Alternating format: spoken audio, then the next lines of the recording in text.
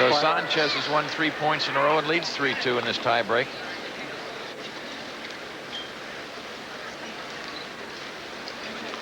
We discussed this situation in our meeting too, didn't we, Pat? Yeah. The umpire has to see it clearly out. 4-2. 4-2 is third ace, and now they'll change ends.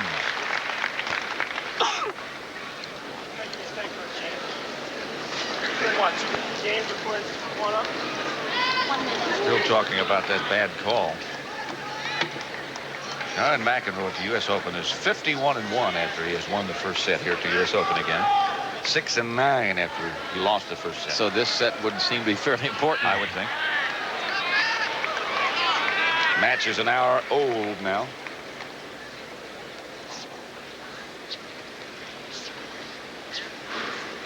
It's also important for McEnroe to try to shut this guy down in straight sets.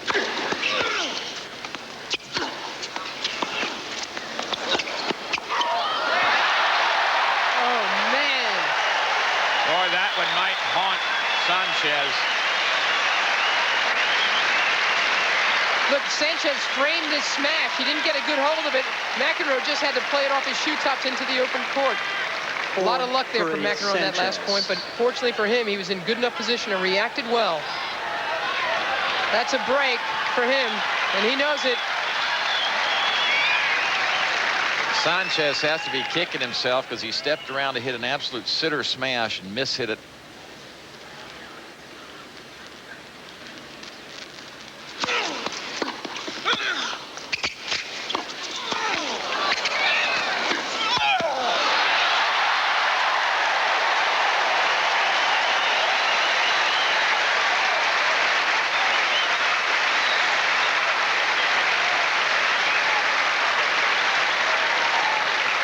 Tennis by both players. 4-all. Great net coverage by McEnroe. And that last volley really had some sting. Watch the ISO on John, how well he moves, the short motion. Watch the reaction. And he'll serve now at 4-all.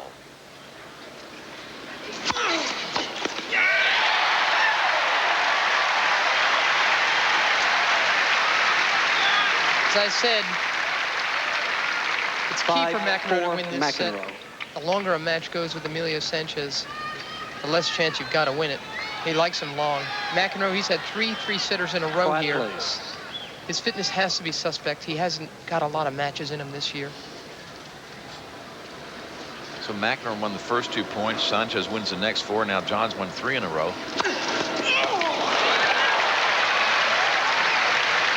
Third ace for Sanchez, and it, fourth. Watch this good service motion. And the direction, the perfect, right on the center line. That one not done so much with just sheer speed. They got it clocked at 99 miles per hour. It's 5-all.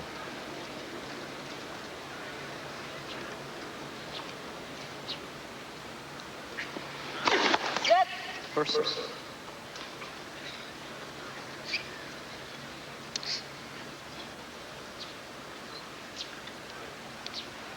Someone's going to have a set point after this point.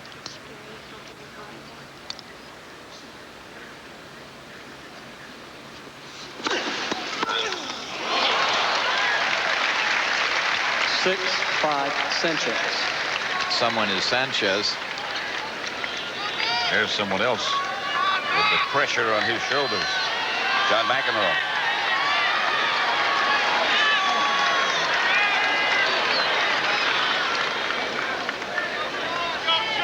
McEnroe himself had 2 set points. Flat place. Here's where the first serve is so crucial for John now. You'd expect him to swing it wide.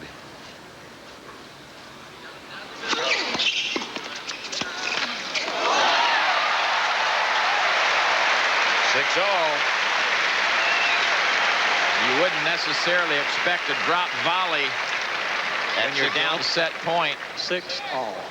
Watch the soft touch here of McEnroe as he comes in. This return is not hit hard, but it's fairly low.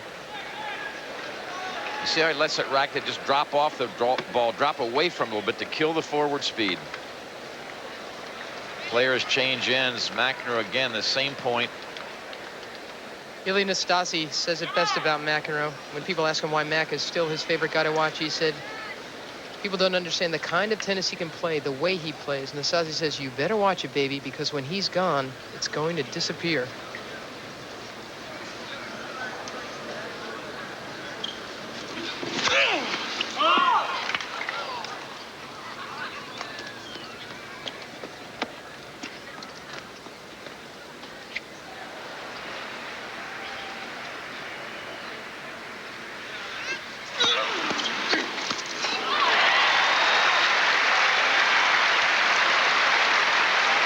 Nastasi says of McEnroe, even now when he's playing well and hits the ball, he hits it with love still.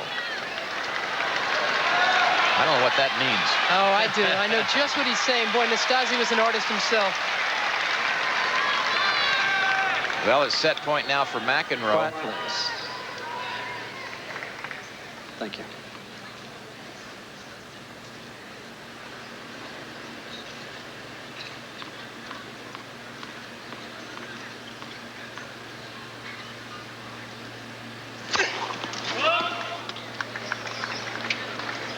Come in behind this one. I think because otherwise you think John will try to put a good kick on it. He's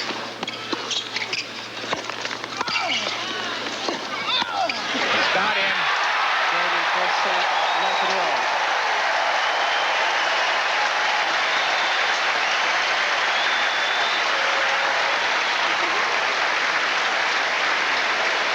A spectacular first set. Another look, Tone. Once he gets in and makes one good volley, he's in a driver's seat. This one was not a good volley, but he stayed right there. He outguessed Sanchez, and that high forehand volley puts a stick. Now we'll see what John thinks of it.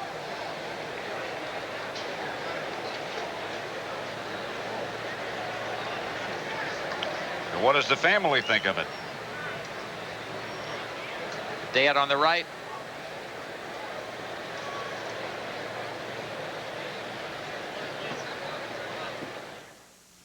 Players are ready. So back at the stadium, what a first set we just witnessed. McEnroe in a tie-break. And it brought this stadium to its feet. Sanchez to serve. Because they don't know when they might ever see John McEnroe again, when it'll be the last time. He has struggled. We all know that. He is playing better tennis he's played for quite a while. And to pull that tie break off was terrific for him. And the crowd showed their appreciation. So he has captured the first set.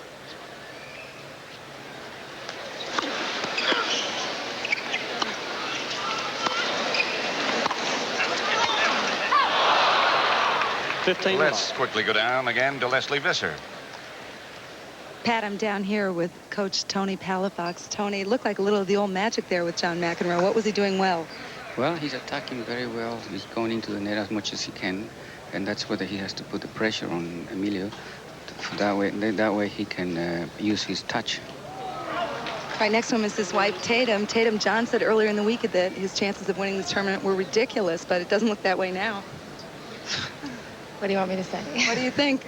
Well, I hope he wins. I hope he wins each match as they come. I don't think anybody thinks about, or maybe some of the players think about winning the tournament, but I think for John, he just wants to take each match at a time. That's great. Thank you both. Pat? All right.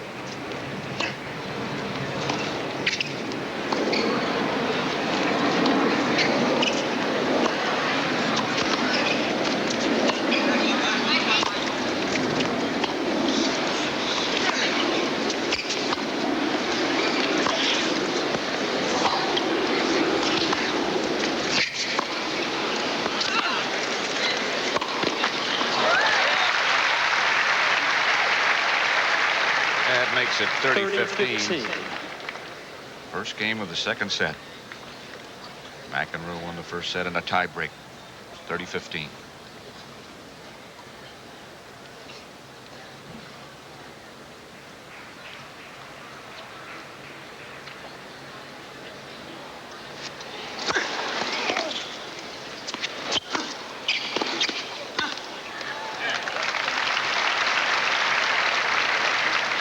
40-15.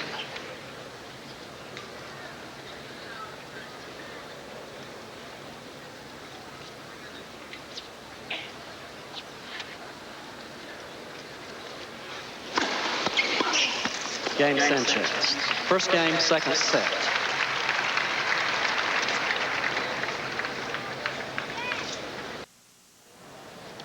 Pat Summerall with Mary Carrillo and Tony Traber. Quiet, please. Fourth round match between Sanchez and McEnroe. And if the rest of it Thank you. is anything like the first set, you're in for a real treat.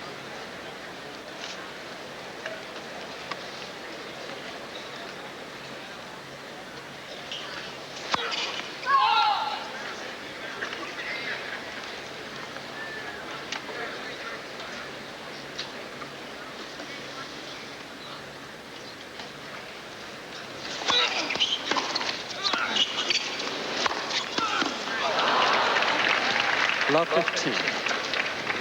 The other scores of the day. Lindell advanced. Mary Jo Fernandez. Sabatini. Easier than expected. She's in the quarters.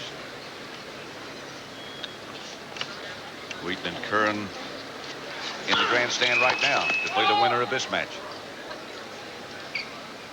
Leila Meschke defeated the young Italian gal that put Celis out of the competition. First set. Right. It No, was a over. final, yeah. It was a final. Yeah.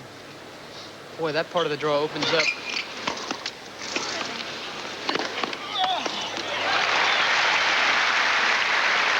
The first volley of that point's what I mentioned 15 earlier all. about John. He didn't do enough with that volley because with the court open, he should be able to hit it hard enough where Sanchez doesn't get another swing at it.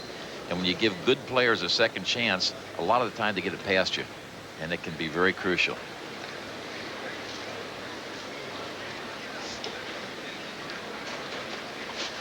Pino.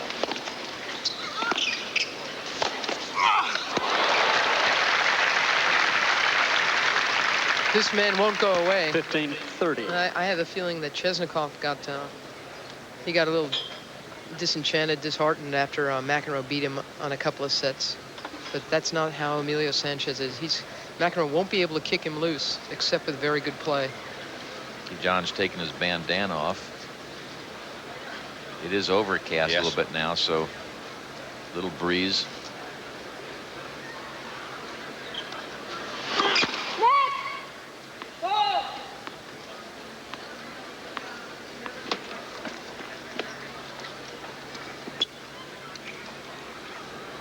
Quiet, please.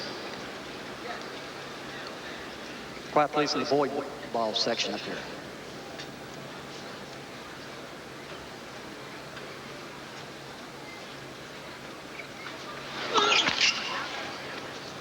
$15-40. Double fault number 4 for McEnroe. It puts him down 2 break points. This is what happened to him the other night against Chesnikov in that third round match. His serve went down below 40%, and he got himself in an 0-4 deficit, one he was able to climb out of.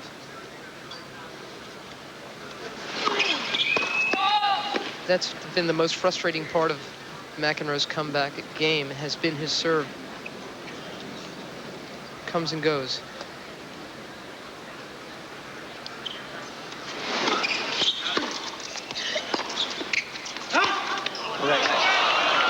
That got overruled. Yep. All was good. Replay the point.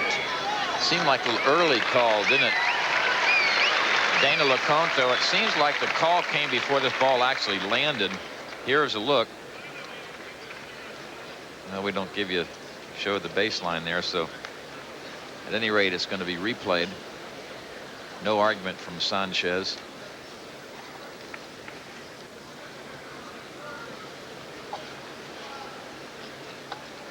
They are replaying the point.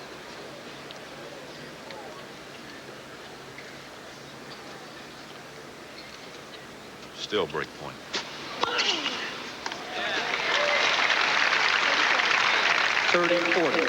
Sanchez obviously doesn't agree with that one.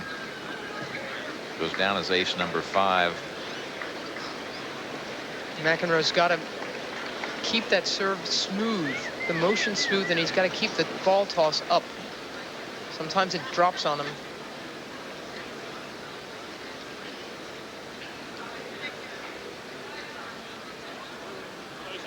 Plate, please.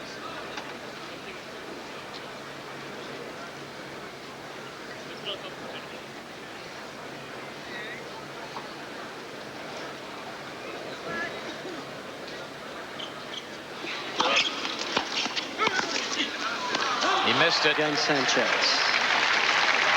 Good heavy return pays off for Sanchez. Sanchez leads 2 games to love.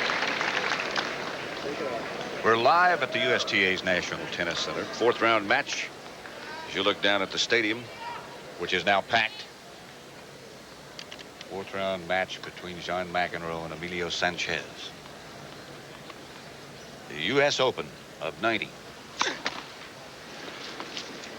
Sanchez leads 2 games to love in the 2nd set.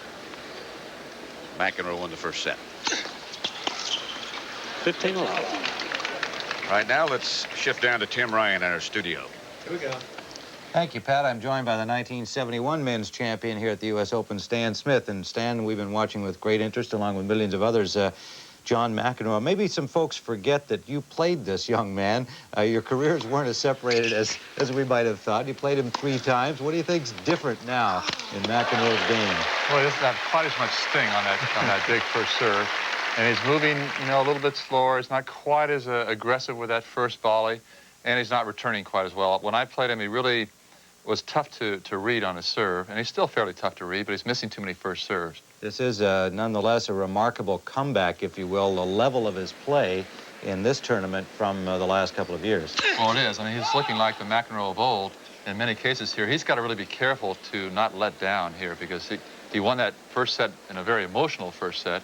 And I think he's a little flat right now. He's got to have to keep himself up, because if he gets to a 5-set match, it's going to be tough. The director of coaching for the USTA, McEnroe's performance, joined by 5 other Americans still in the men's at this point. Well, we've got some exciting young Americans, and we've got some young ones that are going to be around for a while when John, you know, decides to hang up his racket.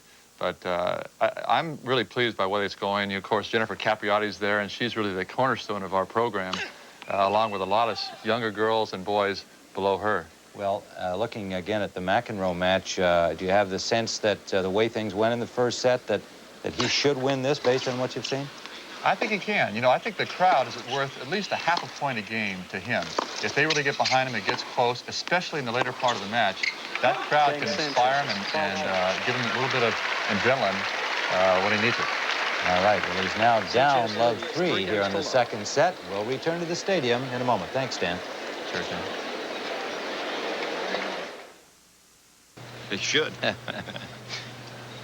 Co-pilot is Greg Plants, who is a competitive tennis player. 3-love Sanchez. McEnroe's only won 3 points in the last 3 games. Had a real letdown since that tiebreaker win. Oh, boy. Terrific. Emilio can't believe that one. 15-love. Watch the court coverage. See, he thinks he's all set. Not only does McEnroe get his racket on it, but he gets it back the other direction. Sanchez puts his hands up. It's like, I don't believe that. He didn't even make a move toward it. This one right here. Look at him hustle. The ball was behind him, actually past him. Little flick of the wrist.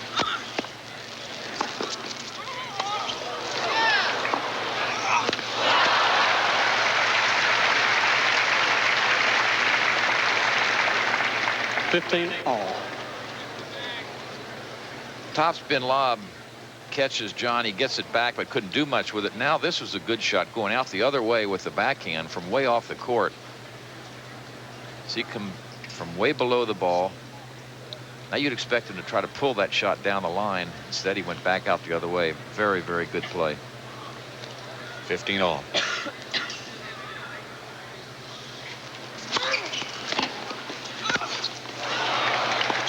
$15-30. Would you say our USGA player development committee is in pretty good hands with Stan Smith? Stan Smith, yeah. What a great guy he is. A great champion. Gentlemen, he's devoting an awful lot of time. They've got a lot of terrific talent working sure for them. do. Nick Saviano, Tom Gullickson, who's traveled this year 22 weeks with Jennifer Capriati, and he'll continue to do so next year. Ball boys up here under the stands, please be quiet. Lynn Raleigh, it's dangerous to name, Oh, yeah. to name the people, but all of them, just suffice it to say, they're doing a terrific job. And the USTA deserves a lot of credit for supporting it. 30 all. A lot of other things going on around. The Giants over the Mets, nearby Shea, 3-2 after the fifth. Pittsburgh over Houston, 1-0. Second. Dodgers over Montreal, 8-1. Cincinnati, 1-0 over the Cubs. Toronto, 1-0 over Cleveland.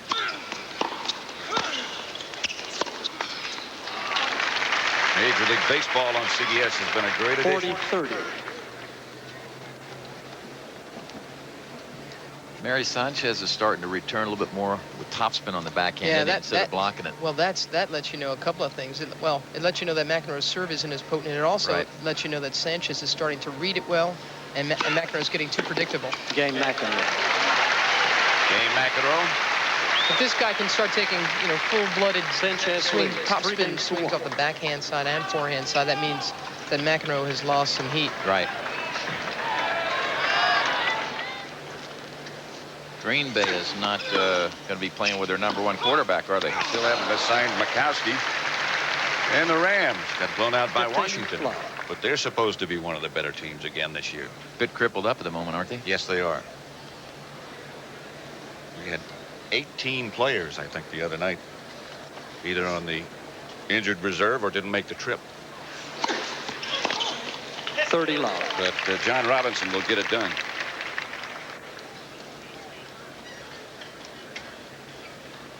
On the grandstand court, Wheaton won the first set. It's 2-2 in the second. And, of course, the winner of that one plays the winner of this one.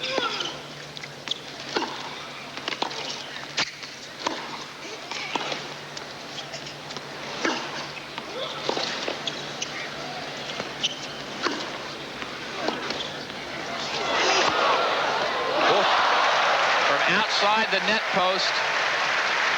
The ball didn't have to go over. Look at him smiling. McEnroe hit such a backhand angle that Sanchez is able to get to the ball and hit the ball down the line, perfectly legitimate, outside the net post.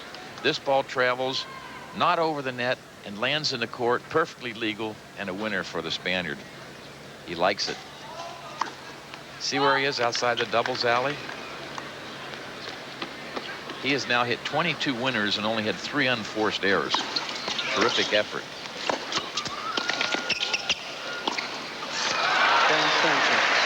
And he's won the game. Sanchez leads the second set 4-1. 4 games to 1. John McEnroe won the first set in a tiebreak, a thrilling tiebreak. Sanchez has come back and leads 4-1 in the second set. Players are ready. Sanchez has really started to dictate the play here. He's, as Tony said, he's had 23 winners now, 10 off that forehand alone, which again is something McEnroe should probably try to avoid. McEnroe himself has only had 19 winners, and most of them have come from the net, 16 in fact. None off the backhand side, 3 off the forehand. 15 allowed. Sanchez has won 11 singles titles in his career and 32 doubles titles. Pretty impressive. Then you look at McEnroe, 75 singles titles and 74 doubles titles. That is impressive. 10 of Sanchez's 11 wins have come on clay courts, although I saw him play a real good-looking hard court match this year. He beat Yvonne Lendl, Key Biscayne, the Lipton event.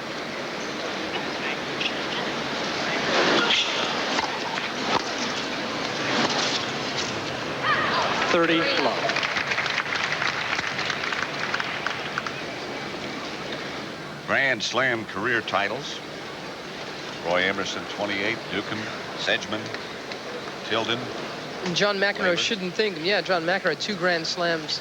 He won, of course, in 62 and 69. McEnroe, I hope he doesn't think he's all washed up, because when Laver was 31 years old, as John is, he won his 2nd Grand Slam. 40 love. 40 love. Laver was a little better practicer than McEnroe. I think that's a safe statement to say. That's about right. I think that is fair. And he always worked to stay in shape, and he liked to practice. The rocket. McEnroe's idol. Game McEnroe. Number 6. 4-2 now. Second set. Sanchez leads 4-2. We grew up together, John and I, two lefties from Douglas, and we both loved Rod Laver. Sanchez, by the way, has only lost 1 point on his serve this set, so that's bad news for Mac.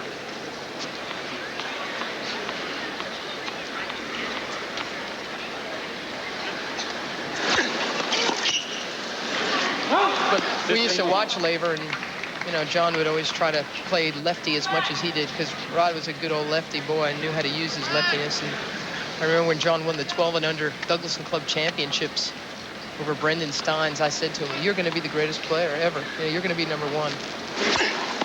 He said, "Ah, you don't know what you're talking about. Shut up." Because he was thinking Laver at that time. 30 love. Turned out you were right. Well, it was my first ever prediction and my first ever criticism of McEnroe. He told me to shut up, so things haven't changed much. Continued good serving here by Sanchez. Again, not just knocking McEnroe down, but he's lunging, reaching, not getting a good piece of the ball. Tried to take the first point and come in behind it. Couldn't control it. Spaniard's a smart tennis player. And Mary, as you said, he's not going to go away. No. Emilio Sanchez will stay with you, and that can be bad news for McEnroe if it gets to a real long match because of the physical fitness aspect. Just missed. Just barely out. 40-15. At that point, see, Sanchez got 2 extra swings at the ball.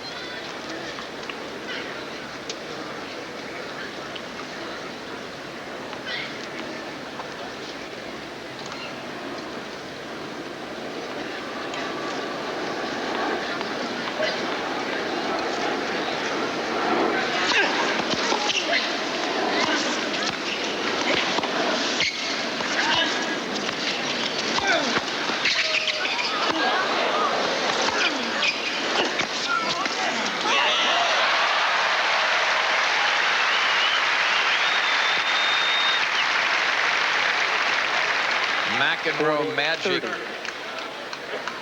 with the stop volley. This was not real deep, but he got away with this one. The heavy underspin. Watch that ball just stops. It doesn't go towards Sanchez at all once it hits the court. And doesn't bounce very much. No, sir. That's it. What it says is you ain't going to get me. 40-30. Sanchez trying to stretch his lead to 5-2 in the second set. McEnroe won the first in a tiebreak.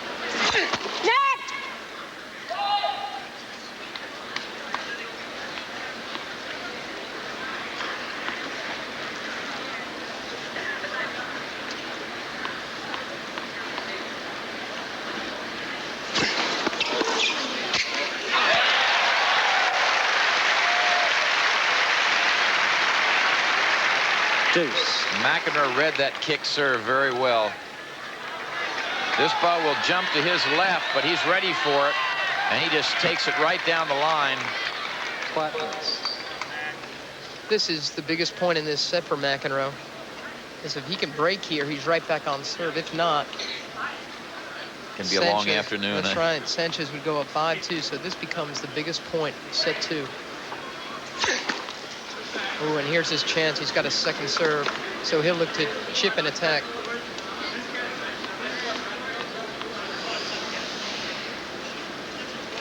Quiet, please.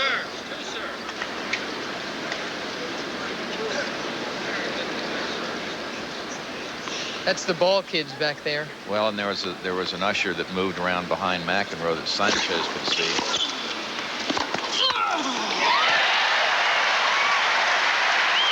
Good, powerful stuff. Again, McEnroe drove the backhand.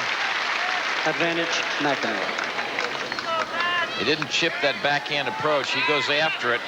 He drives it, not deep, but he has something on it, so Sanchez doesn't have as much time to make up his mind where to hit it.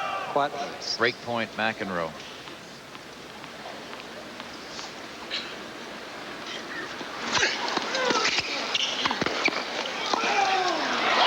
That's wide.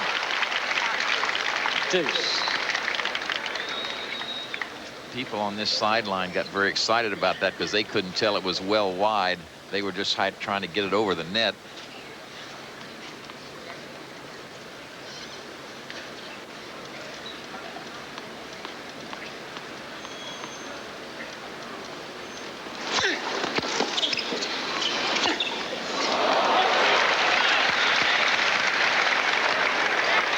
Advantage, McEnroe. It's about the fourth unforced error, I think, that Sanchez has made on that very reliable forehand side. With all that that racket speed he generates, you can see how he could miss hit a couple. So whippy. Tough second serve here now for Sanchez. Down break point.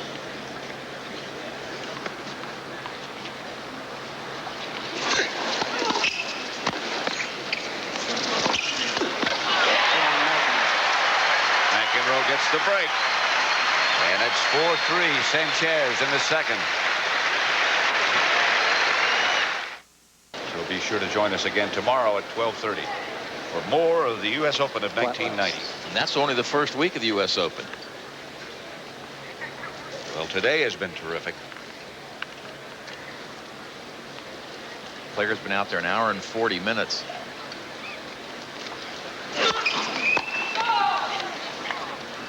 McEnroe serving 3-4 in the second set. He won the first set in a tiebreak. He was nice and calm on the backhand passing shot that got in the service break. McEnroe, he really stayed quiet, played it well. That's the time when sometimes you try to rush things.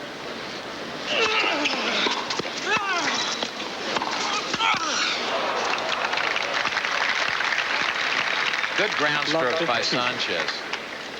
Return had some pace on it, sort of handcuffed McEnroe, and then he made two more good shots before he could win the point.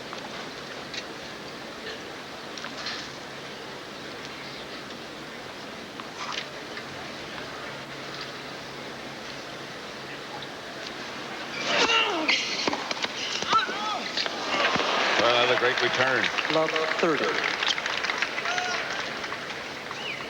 Right at McEnroe's feet. And again, with some pace, Pat, and that means that you have less time to adjust, decide what you want to do with the ball. It's more of just a reaction.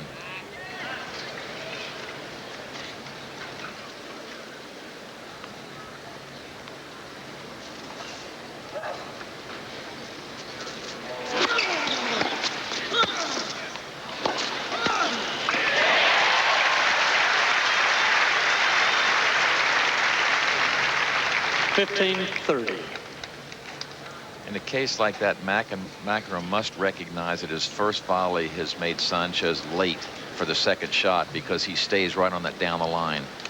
The cross court is definitely open, but apparently feels that he's hit the volley well enough that Sanchez can't get around in front of the ball to get it cross court.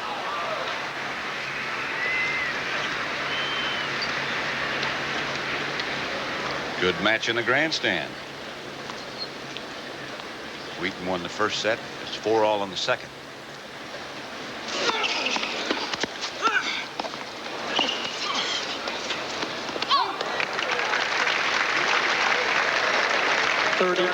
Good shot selection by Sanchez. Just didn't quite make it. John was closing in.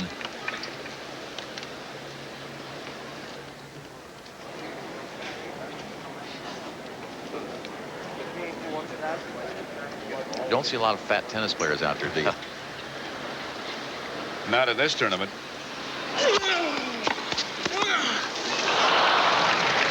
Another terrific return by Sanchez. Topspin backhand gets him to break point.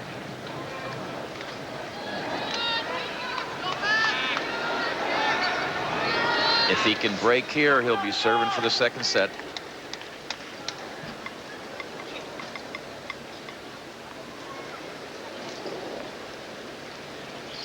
service break chances. Each have broken twice.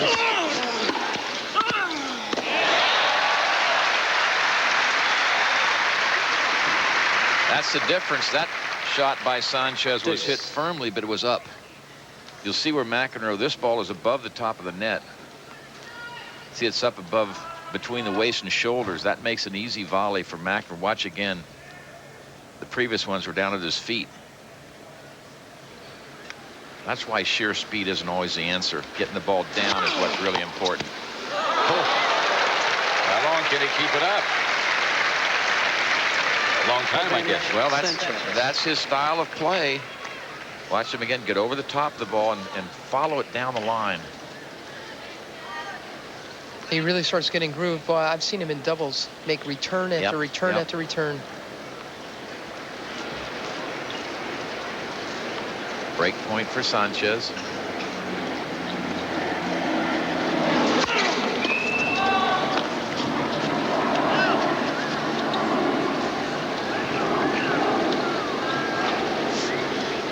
This is tough on McEnroe because Sanchez returning serve very well. He's going to have to try to hit a good second serve, and sometimes you toss a double in there and you try to do too much with it.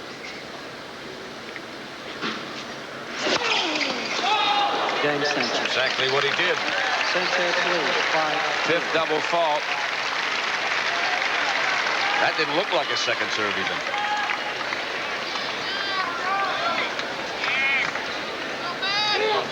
You got to give Sanchez a lot of credit for that because he's returning so well that as a server, you say, I've got to do something very, very well. That's not choking. A lot of people say, oh, he got nervous, he choked. That's a lot of baloney. He's just trying to do something very good with it.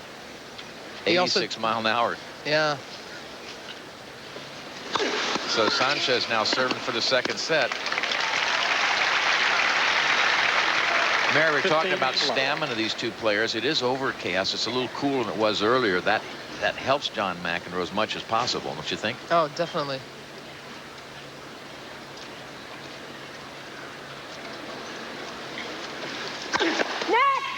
First serve.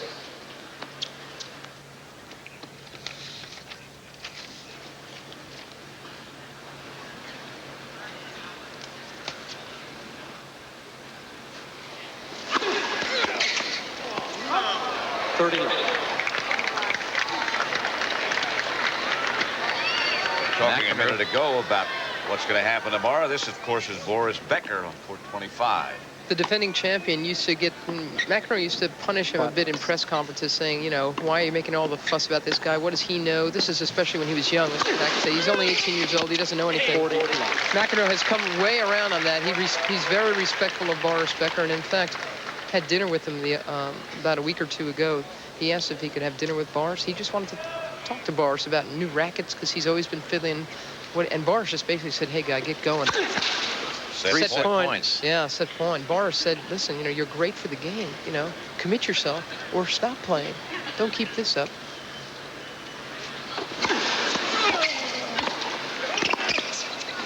Game, second set. Second set. 6 games to 3. To Sanchez. We'll be back at the U.S. Open after this word from the local station. 1 set all. This is the stadium court, USTA's National Tennis Center.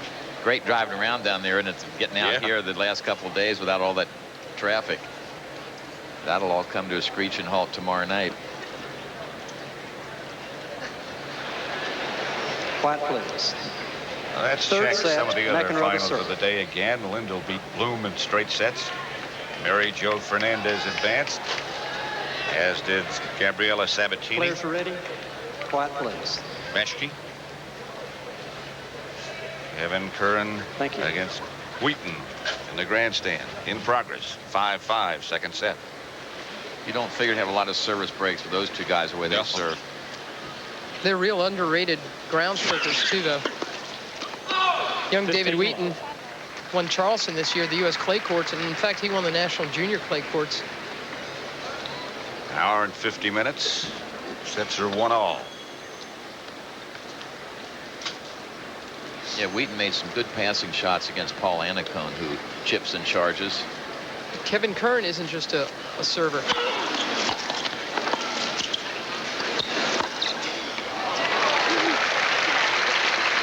Boy, he disguised that well, didn't he?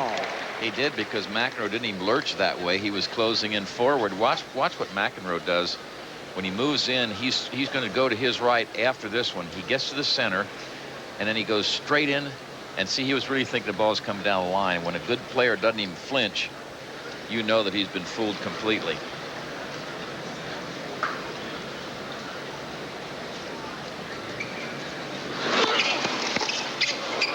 (30-15).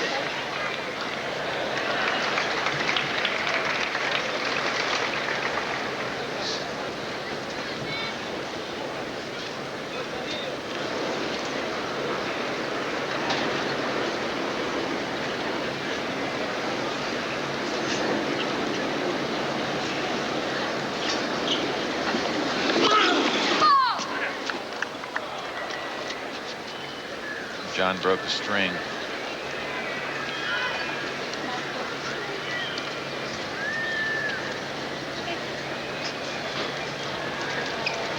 You think about how close this match is. Sanchez had a set point in the first set in the tiebreak, could very well be up 2 sets. John got back on serve in the second, so if he could hold on, he could be up 2 sets. It's just been that close. Serving at 30-15. First game of the third set.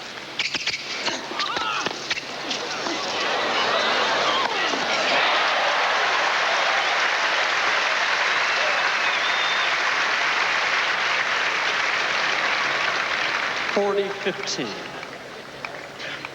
Watch the good hands again by McEnroe. Stays down nicely for the half volley. That's a tough one. Sanchez looks like he's made an excellent lob. McEnroe up nicely to put the smash away. Good tennis by both players. Game McEnroe. First game goes to McEnroe. Third set. He wins the first game of the third set. Sets are 1-all.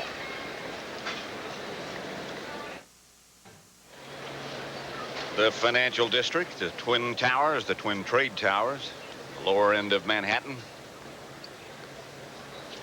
And then across to Flushing Meadow. 15 on the stadium. Sanchez and McEnroe. Sanchez serving. Love 1 in the third. Sets are 1-all.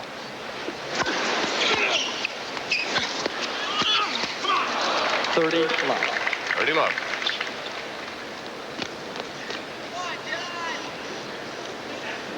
No hitter underway. Dave Steeb of Toronto in the 8th inning against Cleveland. Well, he's been good for a long time. Hadn't he hit a little lull for a year or so, but he's been terrific.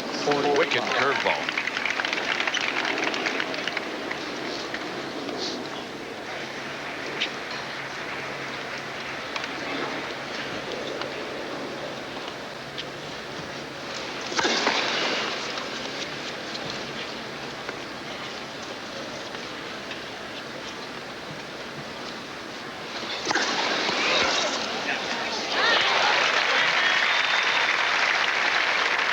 (40-15). 40-15. Third set.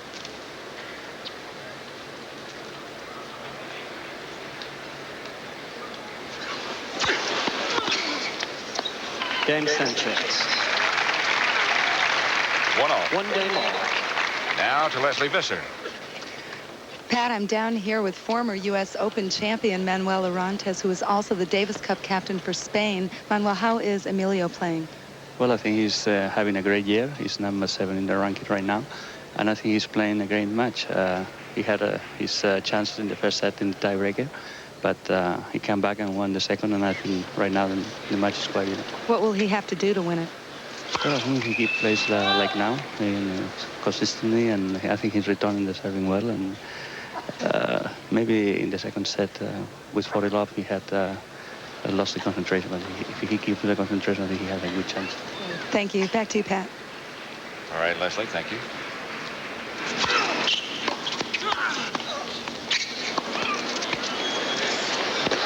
Long. 15 love. Again, a good play by Sanchez. Leslie talking to Manolo. He Remember the cramp we Yes. saw him get in a match down in Florida? Jimmy Connors tried to rub it out. Right. But it looked like a cantaloupe or Somebody- a watermelon in there. Or at least a grapefruit up under his thigh muscle. And he had muscular legs anyway. Yes, he did.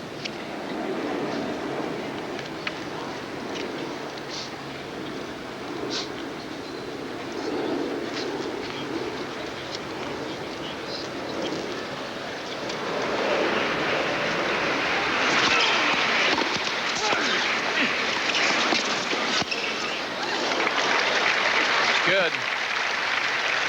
15 all. Over in the grandstand, they're in a tiebreak in the second set. Wheaton won the first set 7-5. You know, Mary, you talk about the good ground strokes at Wheaton and Curran sort of thing, but like they say, you can't hit what you can't see. You know, the way those two guys serve, if you don't get a decent swipe at it, you don't have much chance. We understand Wheaton's had 4-0 in the tiebreak. 30-15. That was just wide. I don't know if he believes it or not. I think he knew it was wide.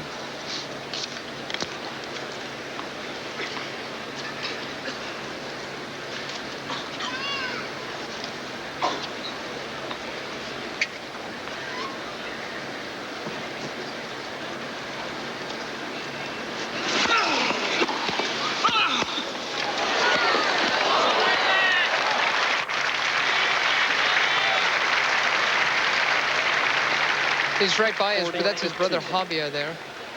And his coach Pato Alvarez in the cap. There's another look, and you watch the court coverage by Sanchez, and watch what he has to pull up short because there are some flowers in front. Right here, now he's got to worry about stopping. They've got a little box, a little railing there. Game McEnroe. Ball change. Game McEnroe. He leads 2-1 in the third set. McEnroe Sets her leads 1-all. 2-1.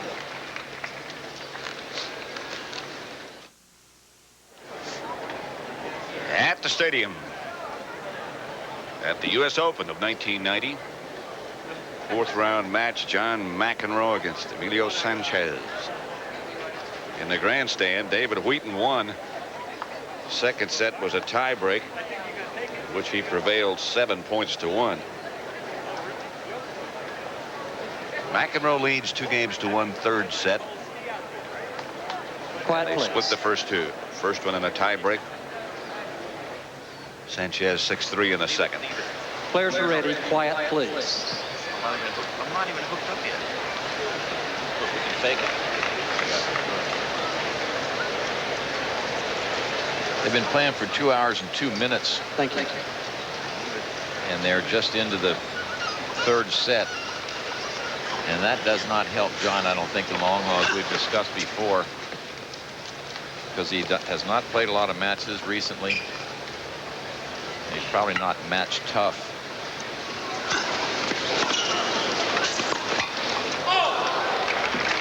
Love You know, 15. in the first set, McEnroe won 69.1% of the points when he went to net. In the second set, he only won 42%. So he's dropped off, and of course you can give Sanchez some of that credit for the good returns, the good passing shots.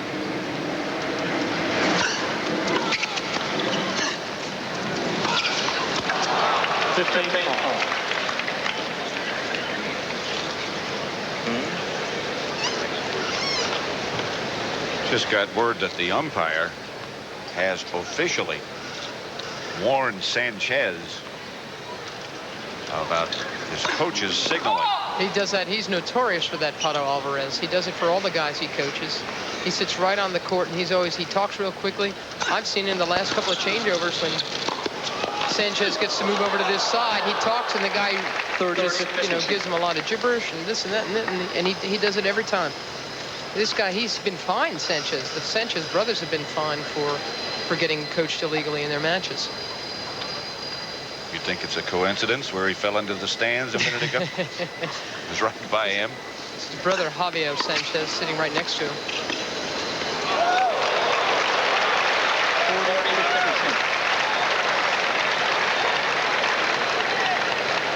Let's take another look at that last point. John thinks his ball's going out. He might have had a little bit of a play on. Hits right on the line.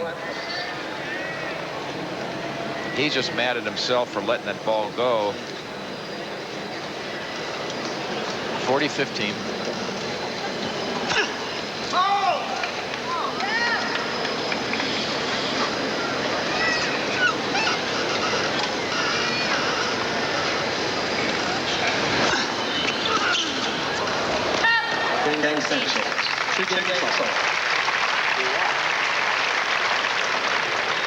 Two games all. Best records in men's singles at the U.S. Open. Tilden, Lendl, McEnroe third, 58-9. Then Jimmy Connors. Then little Bill Johnson down. That was the Bill Tilden era.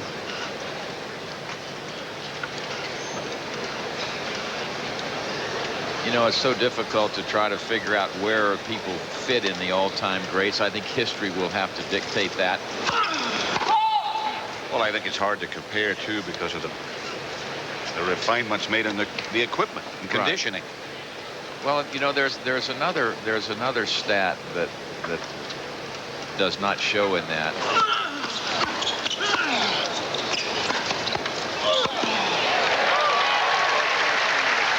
For years, you had to be an amateur to play in a Grand Slam event. Once you turned professional, you weren't eligible to play.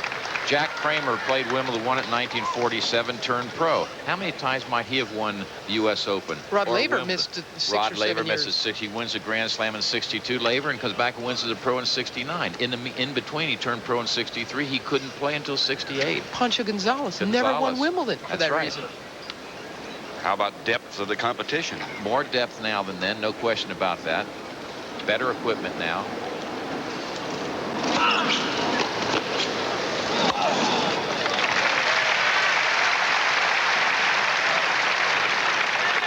Go back and check on Dave Steeb's effort to pitch a no-hitter against Cleveland.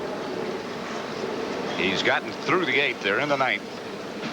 There have already been 8 no-hitters this season. 2 in one night. Remember that? And Dave Steeb, 3 times in his career, has lost no-hitters in the 9th inning. Some people don't lose any sleep over that either.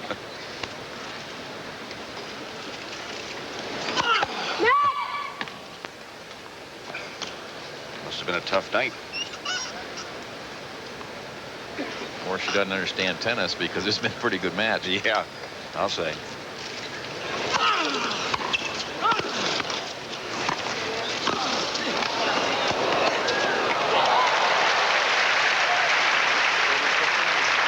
You know, it appears to me that just a little edge is coming off of McEnroe. He's not quite as sharp as he was. You can't be much sharper than he was in the first set. We take another look here. Now, this volley right here coming up was not a very good one. It's just not really, it's high, it's slow. So it wasn't close to what he was trying to pull off. Made it simple for Sanchez. 30-15. Foot fault called. You know, that subject of who was the greatest, I asked the great Byron Nelson one time that same question, who was the greatest. Well, I'll get it in a minute.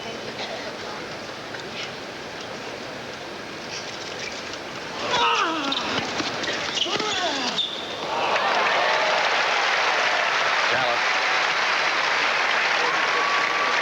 40-15. There's the touch of genius by McEnroe. Sanchez cannot see this coming at all. You see, he's on the baseline. Look at him. He doesn't even move. He can't believe what he just saw.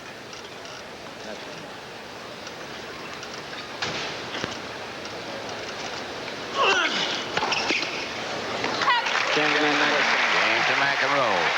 He leads 3-2 in the third set. McEnroe leads 3 games to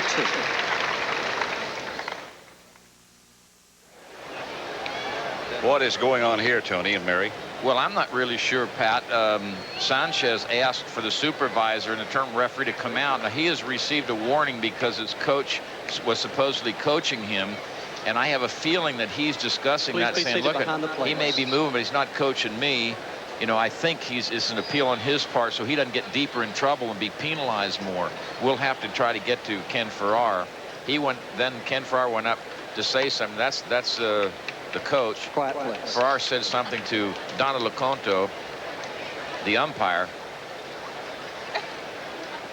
And if Sanchez, that's what he was saying, I think it's smart on his part.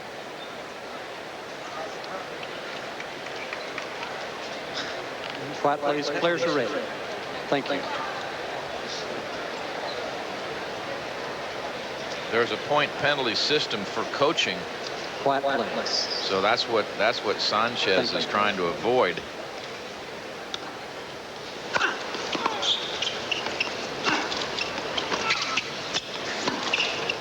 He missed him. Sanchez is serving at 2-3 in the third.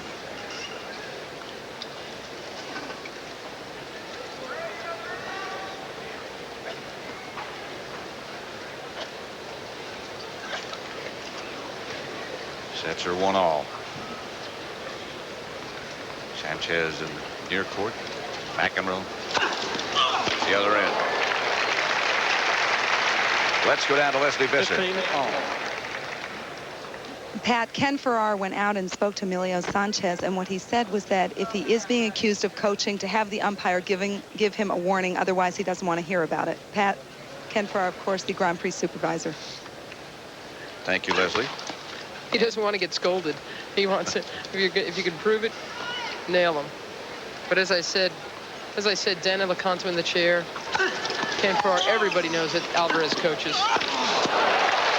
And Alvarez shares something with John McEnroe. They've both been thrown out of a match 30 for acting up. Pato Alvarez was a player himself. And evidently, it got to the point where Pato was actually rolling around on the ground with his opponent. He got the hook for that. There is the three-step code violation schedule in the Grand Slam rules. You get a warning, then they take a point away, and then you're defaulted. 40-15.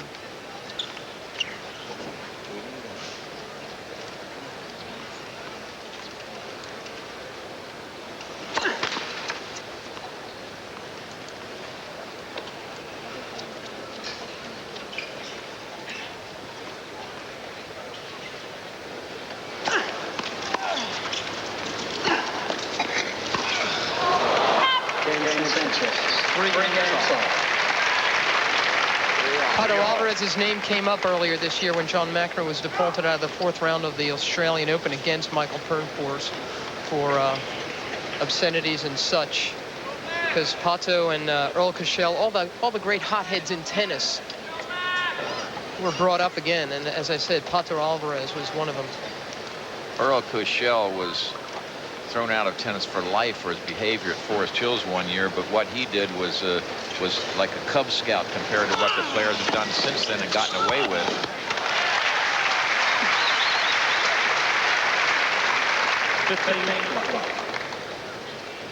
There's a bit of a little mishmash of rules, if you will, because this is a men's event. Grand Slam, ATP, and Grand Slam ITF are different now. They're using Grand Slam rules and regulations for the men's. Women's Tennis Association for the women's. So it's somewhat different rules for the different groups.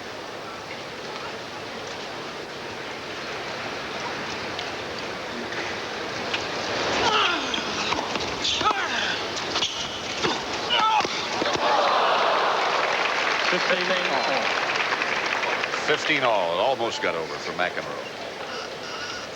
Sanchez is taking the ball early. He's hitting it hard, and it will be a struggle for McEnroe to keep up with that pace. Point after point, volley after volley. McEnroe does not move as easily as he used to.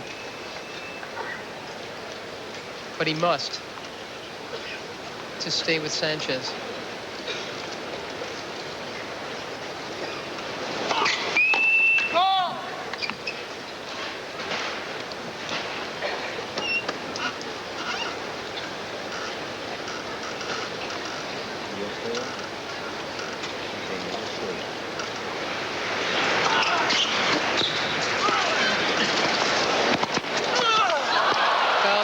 volley that was working so well for McEnroe popped up on him in that case.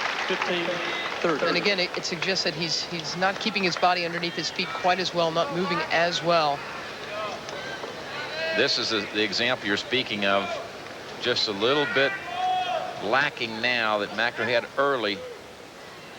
Sanchez was able to get to that drop volley. Of course, John has done that drop volley several times now. Sanchez starting to look for it a little bit more. Didn't surprise him that time.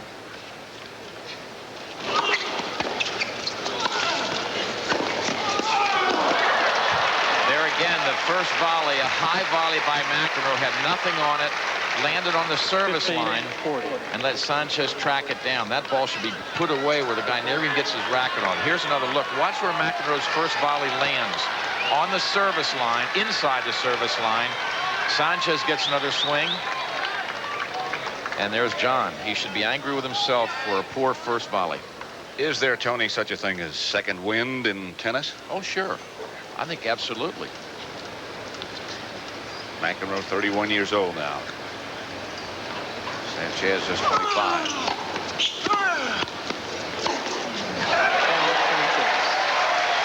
Big break. 4-3 We'll be back for Sanchez. U.S. Open after this message and a word from your local station. Sanchez leads 4-3. Back with McEnroe and Sanchez. Sanchez leading 4-3. And serving in the third set. Love 15. Pat Summerall with Tony Trabert and Mary Carrillo. Outstanding live fourth round action.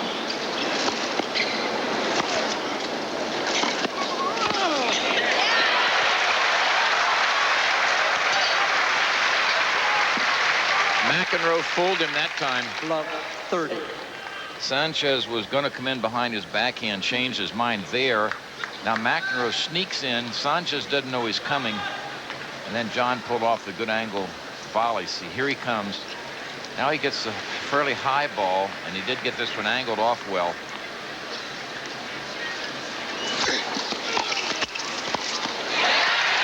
It's love 40. Just like that. Love 40. You know, as a tennis player, you always feel that if you're broken, the time to get that break back is the very next game, because the other guy either gets too careful or he might get a little loose, a little relaxed. So here's a big chance for McEnroe to get that service break back, and an important one it is.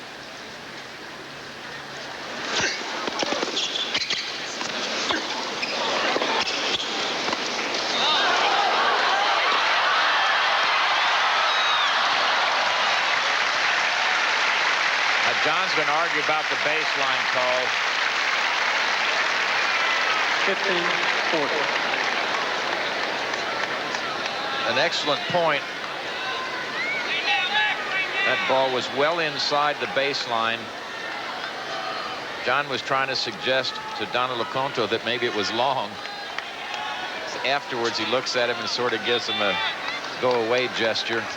He likes Donald Leconto, though. In fact, a couple of years ago, he thanked Leconto for a good job after a match played with Leconto in the chair. Really? That doesn't happen much. No, I wouldn't think so. 30-40. So 2 break points saved by Sanchez. McEnroe still has another one.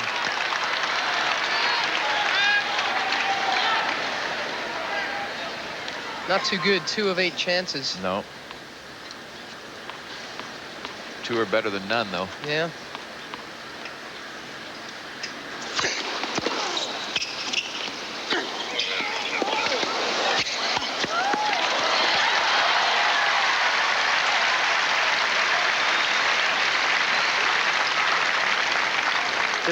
Good work by Sanchez. Disappointing, I'm sure, for John.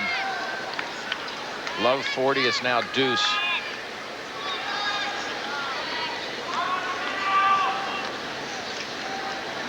That could hurt your heart, couldn't it? Yeah, and your legs too. That was a tough run, that last one for John.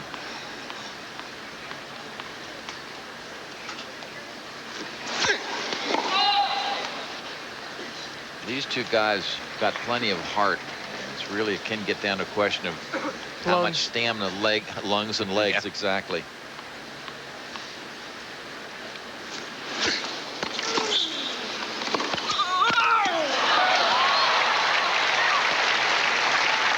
Another Advantage, terrific forehand Sanchez. by Sanchez, getting that ball down.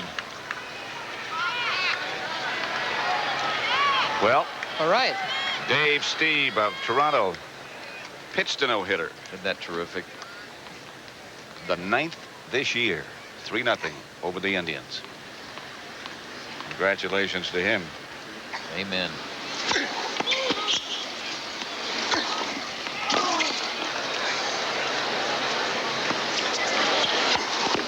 Dan Sanchez. Great effort by Sanchez. And he really set up beautifully for that last smash. Sanchez leads 5-3. 5-3. Watch how Sanchez sets up behind the ball and then slides forward. This way the weight's going into the shot. See, he's sliding forward, shuffling, and really hammered that ball. He could see which way McEnroe went. McEnroe went to his left, so Sanchez went the other way. So from love 40, Emilio Sanchez wins the game, 5 straight points, and now McEnroe serving at 3-5 and in big trouble. That was McEnroe's window to this match in my mind. He needed that break, and he didn't get it.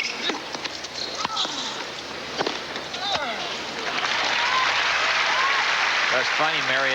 At that stage, I was going to say last gasp for McEnroe. That's a little bit too strong, maybe, but I felt the same way. This was his really main opportunity to get back in this match. If he goes down 2-1, I think that might be too long a road for him to get back. Because, again, he's just not match tough, and you run out of gas.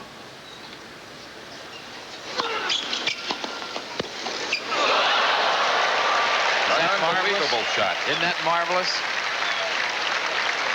You're about to fall into the tulips. Watch Sanchez well outside the doubles line. That ball was never in the court until it landed. And see where McEnroe was past a single sideline, still wasn't able to reach the ball. Just a great, great shot by Sanchez. Winners and unforced errors, 38-9 for Sanchez. Pretty good because he's playing an aggressive player, Yep. and he's being aggressive himself. Right. They're More so both than trying to dictate, and yet he's kept it down to 9 unforced. More so than is his instinct. Yes. That's why I asked him when he was practicing if he was going to serve and volley and go in some. He said, you almost have to here.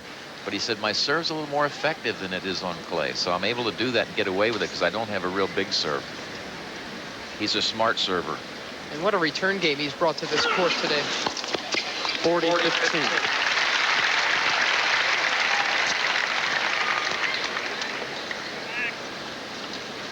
Return that left-handed swinging serve. You almost have to go up to get it. You can't go parallel the baseline as he did that time because he was well outside the doubles alley. It just bananas him out. Sure, it just keeps going farther and farther away from you, and you're stretching, and you got no hope.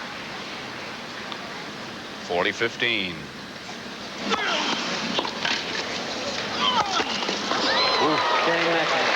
Game to McEnroe. Sanchez leads 5-4 in the third set. 5-4.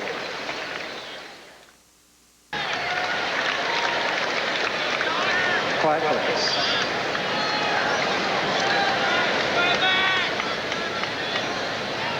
Quiet, please. Players are ready. Thank you.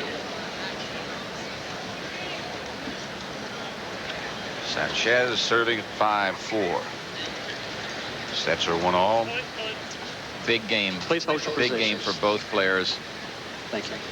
Because we're all to think of the feeling that if this goes 5, McEnroe doesn't have as big a chance, lessens his chances. So he's got to get a break here.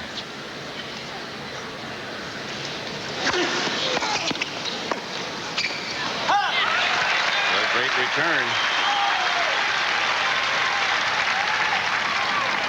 Love 15. Coach Pato Alvarez, he's always trying to do some hand signals or whatever. Sometimes he just tries to encourage, but he always wears a bright hat. Thank you. He's got a zillion different really bright colored hats in case he's got to move. So his players, I'm serious, so his man can track him in the stand.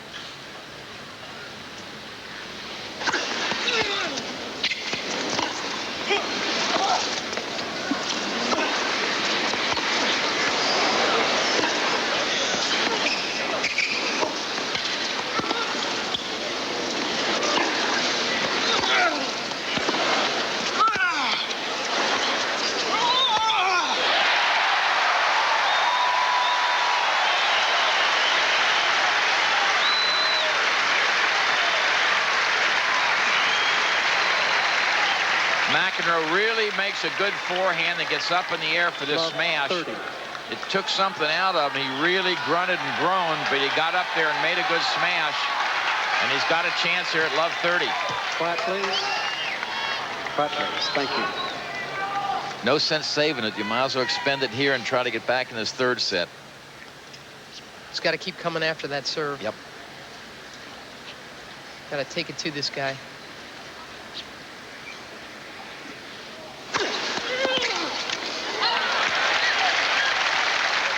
Hard to do anything off that well-placed serve. 94 miles an hour, right in the corner.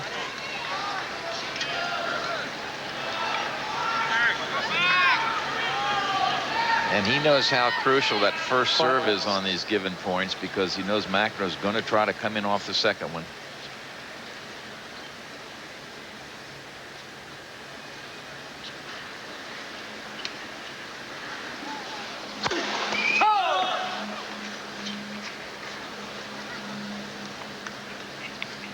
.1530, second serve.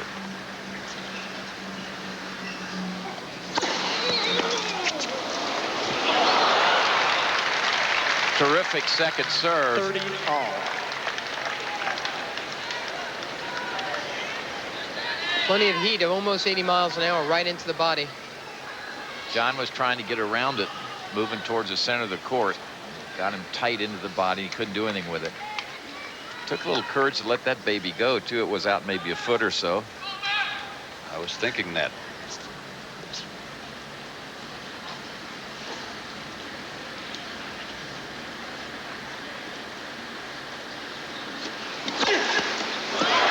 Man, number 7. That was 102 miles an hour. This is coming right at you, and watch this one. Perfectly placed. McEnroe didn't even flinch, so he was fooled, and it's set point. If he wins this one, Sanchez will lead 2-1.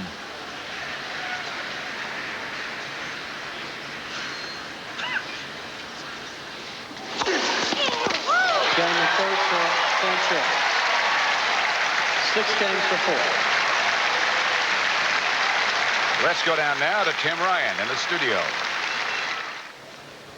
And let's go back to Pat. Well, Tim, this one has been a hitter. Sets are now 2-1 Sanchez. Yeah.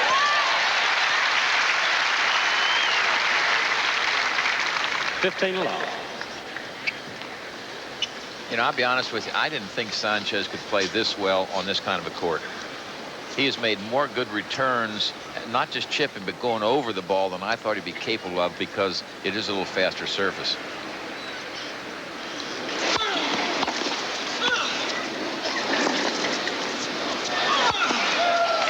Well, he won a hard court title, a tune-up to the Australian Open earlier this year. And as I said, he's beaten the likes of Ivan Lendl on a surface just like this. That was also this year. Earlier today, on Lendl in straight sets advances. So that is Mary Jo Fernandez, Gabriela Sabatini, Messi. Kevin Curran in the grandstand is up a break in the third set against Cahill. Against David Wheaton, who on that court 2 years ago won the U.S. junior title over Cherkasov, the man who beat Chang yesterday. That's a lucky court for David Wheaton. 40 love. I said Cahill, I meant Wheaton. Wheaton already got to the quarters of the Australian this year, had a good-looking Wimbledon as well. Another young American who can play ball.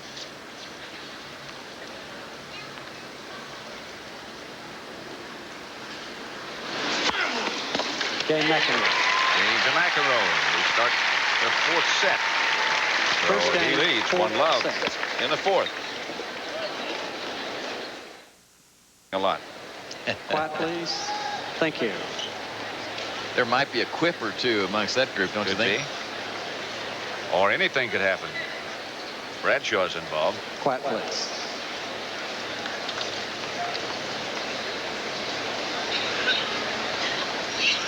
Please hold your positions on the stair. He might even sing. Terry. Lord forbid. Oh, he can sing. I've heard him. Of course, it was late.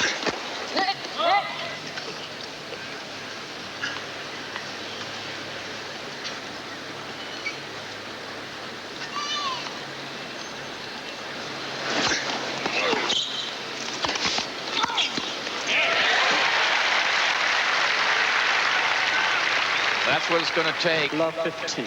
A terrifically deep return and a good crisp volley. Question is, can McEnroe do that enough? And will Sanchez miss enough first serves? Let him do it. It's so hard to strike that Sanchez ball. It's got a lot of work on, a lot of topspin. It's hard to meet that right. 15. And then again, Sanchez is smart, so he serves and comes in and says, John, you're not going to come in on me all the time.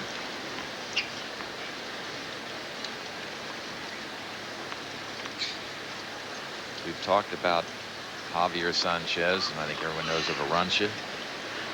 There's another sister that also plays tennis. Marissa. So there are 4 kids in that family, all play good tennis.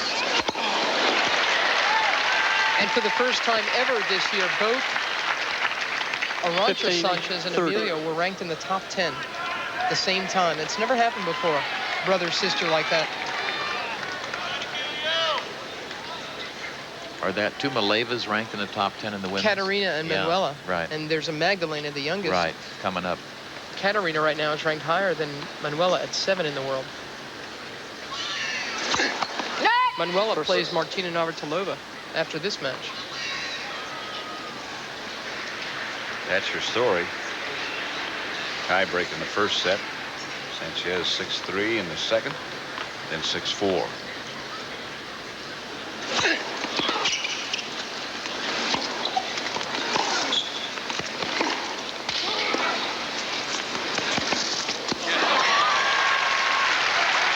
Boy, hasn't given away a freebie like that in a long time. 15-40. What a chance for John McEnroe. Dig in on this 4th set. He's got 2 chances. Thank you.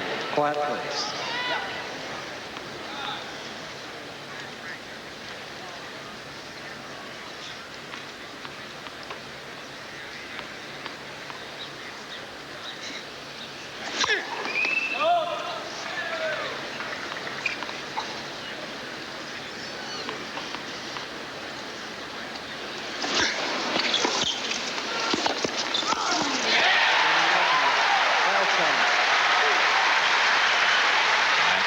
His break. His father nods approval.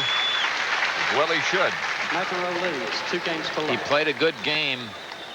Here he comes again as Sanchez. Drove that ball a little pace. Again, not deep enough really, but Sanchez sort of mishit this. A little extra topspin, stayed nice and high. Made it pretty easy for John. I think McEnroe should continue to approach to the Sanchez backhand like that. Right. You know, he tends to slice it in that topspin of his. Sometimes it works, but mostly it's a bluff. He tries to bully it over and make an aggressive shot, but he doesn't have great control there.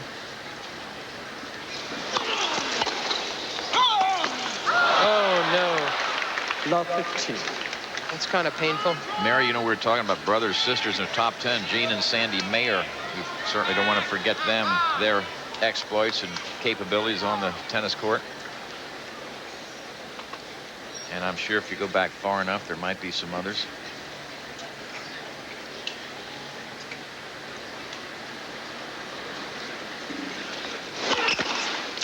Patrick McEnroe, John's kid brother, was a winner in a Grand Slam. This one won his first round here. First time he'd ever done that. Nicely done by Pat McEnroe. He's down 3-1 in the 5th set against Jeff Tarango. Not only that, but Tarango was serving at 5-4 in the 5th, and he double faulted 3 times. Wow. And at match point, when Patrick McEnroe won his first Grand Slam round, John McEnroe Sr. jumped out of the stands like I've never seen him when John McEnroe Jr. won Wimbledon or the U.S. Open. It was so wonderful. This guy went nuts. It was lovely to see. There's Mayor Dinkins toweling off behind John McEnroe Sr. Looks like he's betting on this match or something. He is a serious tennis player and fan.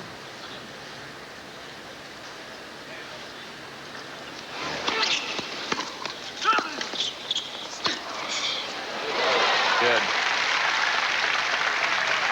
Mayor Dinkins also deserves a lot of credit 30. for the fact that we don't hear those airplanes firing out of LaGuardia overhead. He's a god around the tennis players in this event.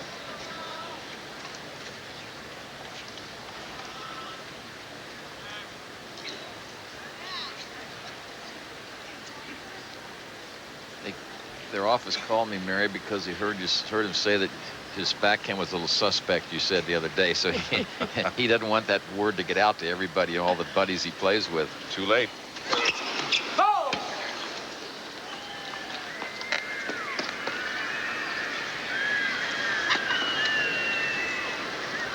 Quiet, please.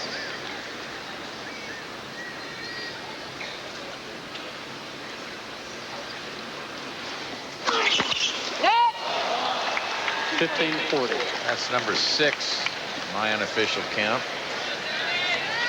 Boy, this is just this is exactly what John McEnroe doesn't need. Get broken right back and throw this match back on serve after fighting so hard to finally break Sanchez in the last game. There's a double fault story. McEnroe 6 and 6, 6 aces, 6 double faults. Sanchez 7 aces and no double faults. 2 break points.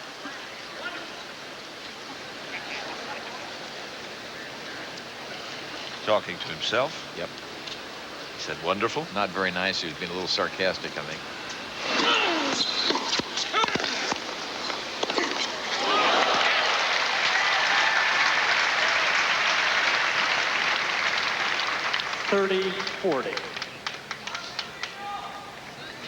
Watch how tough it is. McEnroe gets in here and stretches down. That's a terrific shot. That low volley, and that's why you don't see any 6'8" players so successful in this game, because they are able to get the ball down at your feet. That's a long ways from those big, tall guys. He's only gotten in 1 first serve in this game.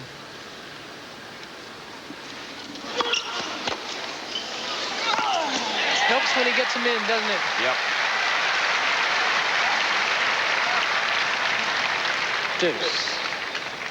I don't know anyone that doesn't help if you play this game. Get that first baby in.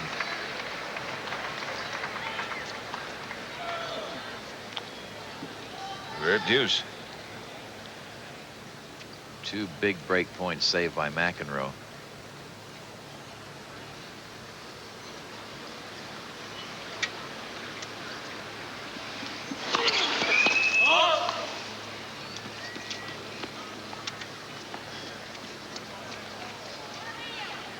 Curran has won the 3rd set in the grandstand.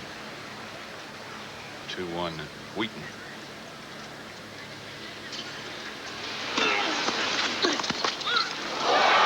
Now that kick the top of the net. That'll throw your timing off. Sanchez does a good job to get around this left-hander's serve, hit a forehand, because that ball keeps coming into your body. You see, it just touched the top of the tape. Again, break point now for Sanchez. Trying to get back on the serve. McEnroe at 2-love in this 4th set.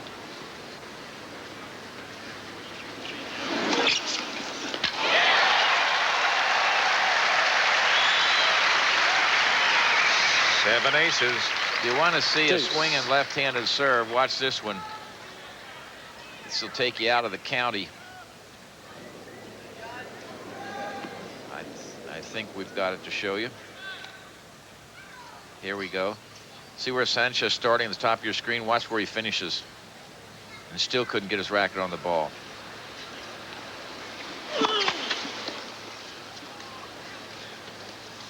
Sanchez has had break points in 4 other McEnroe service games, and it's come through. Converted every time, right?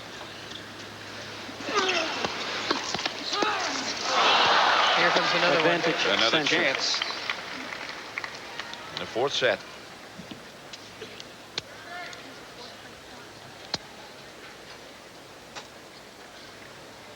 McEnroe leads 2 games to love here in the 4th. Sanchez leads in sets 2-1. McEnroe went down the center on a break point in this court, and then next time at break point he swung it real wide. So Sanchez can't know what he's going to come with.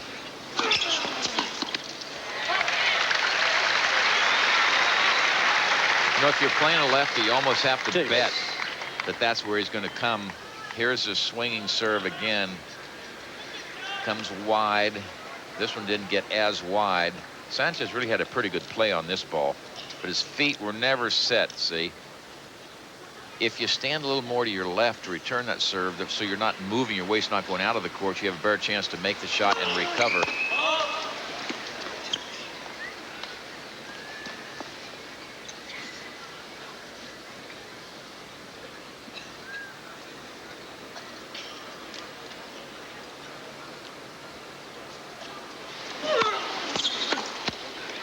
Got him 3 times in a row. He's gotten around and hit that forehand on the return. Another break point. Wasn't a serve that hurt him. It was only at 78 miles an hour. Now it's his 5th break point of this game. And I don't think John's getting that one where he wants to either, not near enough to the center line so that Sanchez is able to get around it.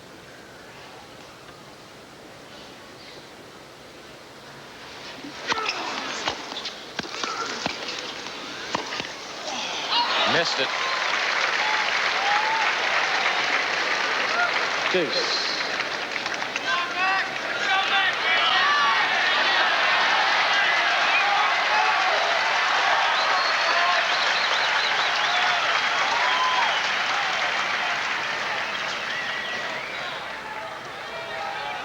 Patrick McEnroe in the blue cap and the sunglasses, scratching his head. Trying to be calm. Yeah. Peter Fleming's sitting there too. He and John won the U.S. Open 3 times in doubles, 79, 81, 83. They won Wimbledon 4 times. There's Peter. On the left there in the white shirt. Of course, last year McEnroe won the doubles here with Mark Woodford.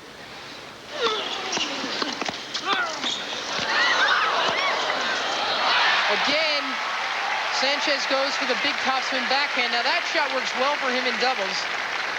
But in fact, the last 2 topspin backhand passes he's tried have landed in the doubles alley. That's not good enough. This is the first game point for McEnroe coming up in this game. Sanchez had enough time on that backhand, just didn't pull it off. He's made plenty of them.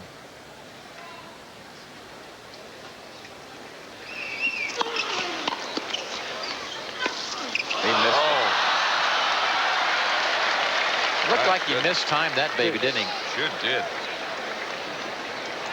Really pulled up on it. Yeah, I don't know where he thought it was going to come through faster. Have another look at it. He sets. See how straight up he is, both feet off the ground. He really didn't do that one well at all. He knows it better than anyone. But he played that like he thought it was going to scoot through a little faster, and it sort of bit on him, and he just got ahead of it. Boy, you know, it's so easy up here. We don't miss a thing. But having been down there, we know how tough it is.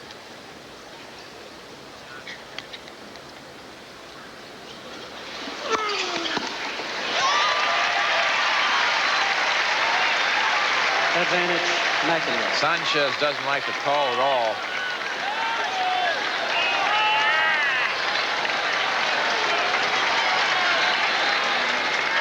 This is what Stan Smith was talking about in the interview. The crowd trying to get behind McEnroe and keep him buoyed up a little bit, boost him a little.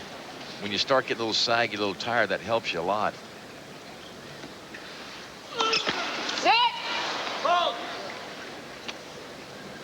You'll hear a pretty good roar if he wins this game. 2 years ago, John McEnroe said, I become a New Yorker when I step into the National Tennis Center. And anyone who knows a New Yorker knows what I mean. 6 seconds. He's also moved back to New York after spending a lot of years out on the coast, out in Malibu. He said he was sort of Hollywooding out. He needed the energy of New York. And I agree with him on that one. That's not the most conducive place to train, Malibu, California. You tried it for a while, didn't you? I lived in L.A. for 20-some years, but I didn't have enough money to live in Malibu. I always felt, I've been telling John that for years. There's Tatum O'Neal, Doug Saputo, and Jimmy Malmy from Douglaston, who've been watching John McEnroe play tennis for about 20 years. Good buddies of his from D-Town. But I used to tell John that all the time in the last couple of years. Move back to New York where you have to walk into a bar and guys ask you, how'd you lose to that commie? It doesn't happen in Malibu.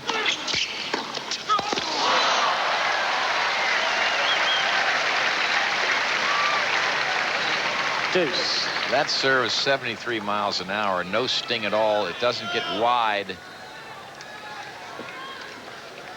It doesn't do anything. It doesn't get into the body. It doesn't go away. It doesn't come in. So Sanchez could pick his spots.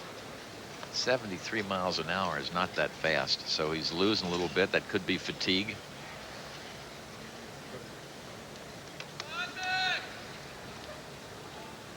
But he's hanging tough, McEnroe, trying to protect that service break he has here in the fourth set, trailing 2-1.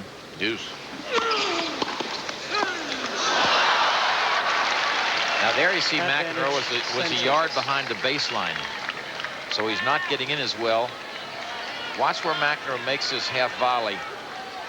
He's been getting inside the service line. Watch here. He was good 4 or 5 feet, that back foot from the service line, so he's not as quick as he was earlier. That's to be expected. Coming up on 3 hours out there.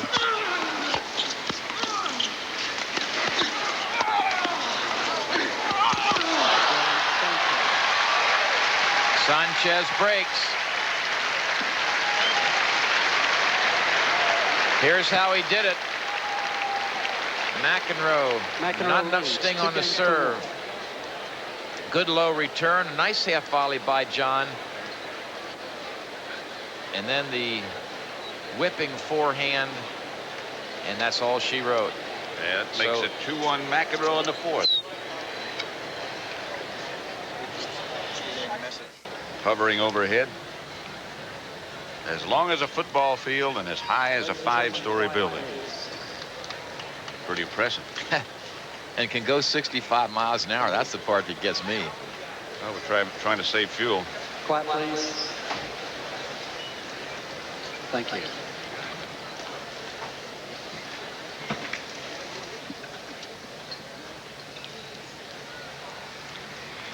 He cut the bulge a lot, Sanchez, by winning that last game, because now they're right back on serve.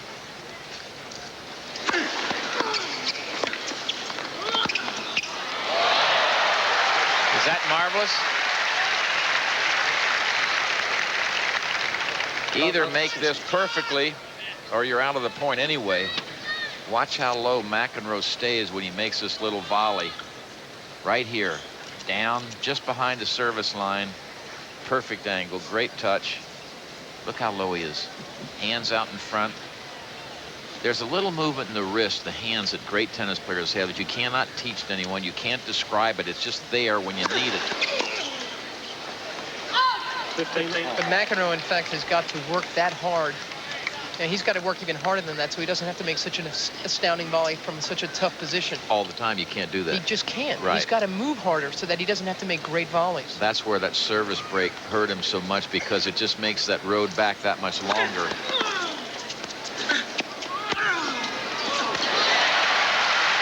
Look how much further in the net he was on that one. He just kept moving in off of his approach shot and had a very simple volley. 101 miles an hour on that serve by Sanchez, so he's not losing much in that department. 15-30.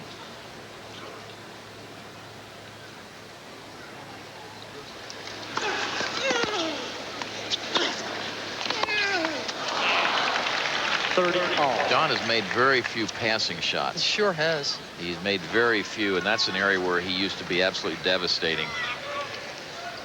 He's made a lot of good approaches off the second serves.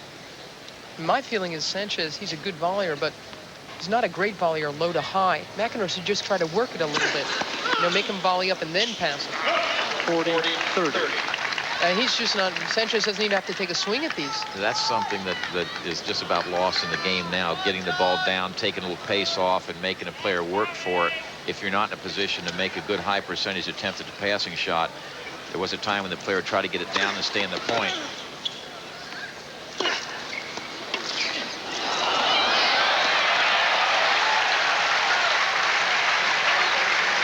Where did that shot come from? Vintage McEnroe. Sanchez deep, hits a short ball. John casually drops it over the net and walks on in.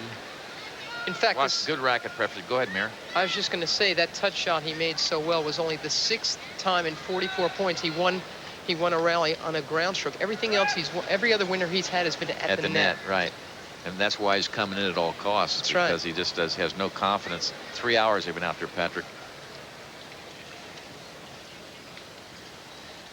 You would suspect the legs would start to get a little weary after 3 hours.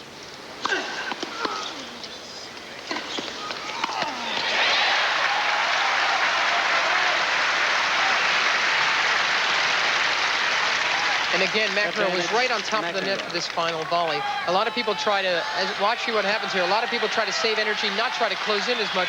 In fact, you're going to lose that way. You've got to make the effort to get that tight to the net. It makes things so much simpler. Look, he takes a real nice gallop there to be in a good volley position. Yeah, he made a great return, deep and right down that line. He has a break point.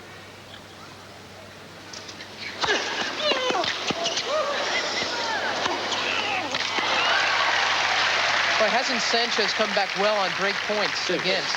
And he put a little extra stuff on that serve, too. Not necessarily just speed, but direction, location.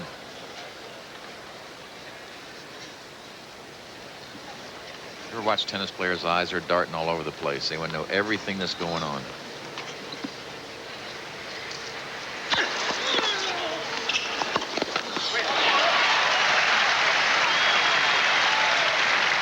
Advantage, McEnroe. 101 miles an hour, and McEnroe takes it early and gets it into a spot where he puts Sanchez in trouble.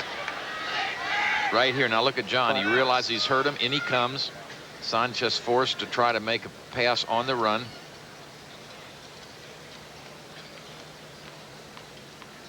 Not bad for Sanchez. 5 breaks and 13 attempts. Quiet place. McEnroe has not been able to do it that well, but he has a break point here. And he's going to look at a second serve. No. He missed it. Out. McEnroe can't believe it. He did everything but make the volley. He might cry. Watch John now. He anticipates. He covers it down the line. He's there in plenty of time. Overplays it. Now watch him.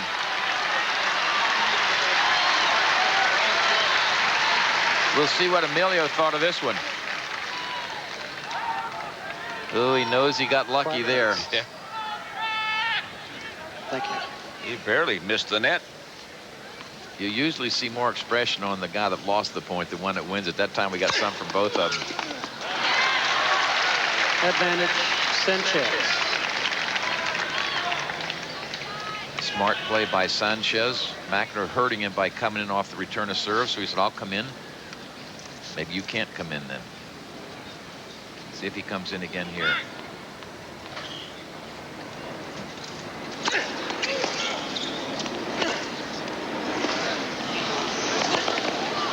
Missed that one. Wide.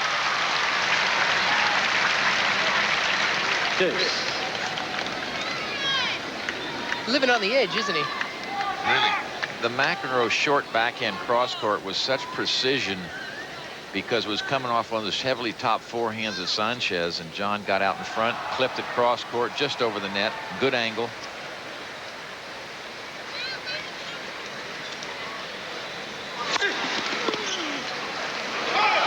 Advantage, Sanchez.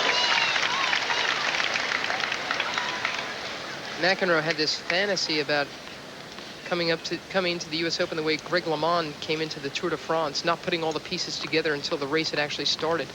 He's been up and down more hills than LeMond was.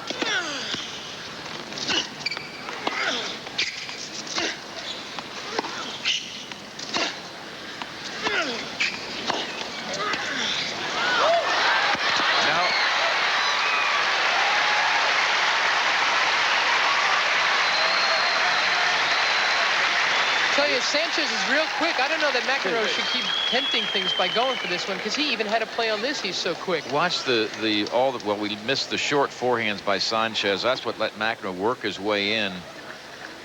I think you're right, Mayor, but I think McEnroe is relying on the disguise of it too, not necessarily seeing it coming. Deuce again.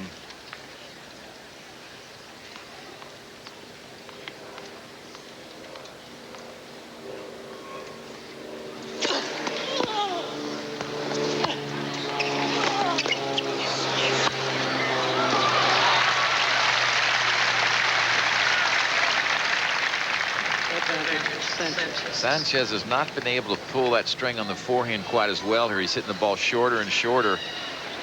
That can help McEnroe if he can take advantage of it.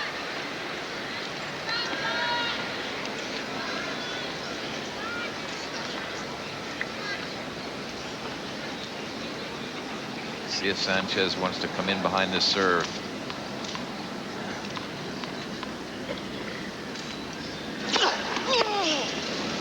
He'll have to.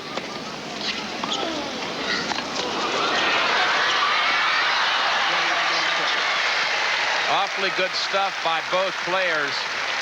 Great touch by Sanchez. 2 games off. Here's another look, and watch the good touch. Good depth here. Great shot by McEnroe, but he's got so far to come, he just can't quite get there. But that's a good idea for McEnroe. He's doing what we mentioned before, chipping it in there, setting up the next point. Those 31-year-old legs just can't quite deliver him in time. A long haul, a long run to no avail. But John can't afford to save anything. He's got to use it up, trying to stay in this match. 2-2 in the 4th set. Sanchez up 2-1. 3 hours and 7 minutes of play.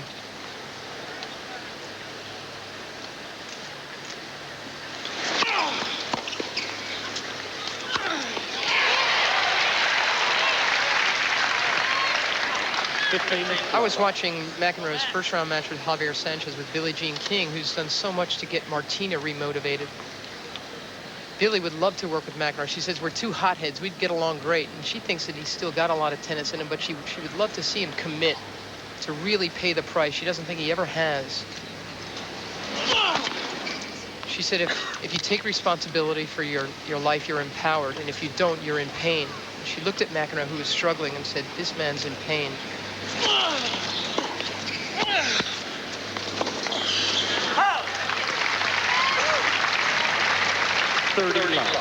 And as she once said of Jimmy Connors, he's never going to have to look back after it's all over and say, what if? Yeah, sure. I think that's why McEnroe's still out there. I think that's why I think he just feels like he can't go out the wrong way.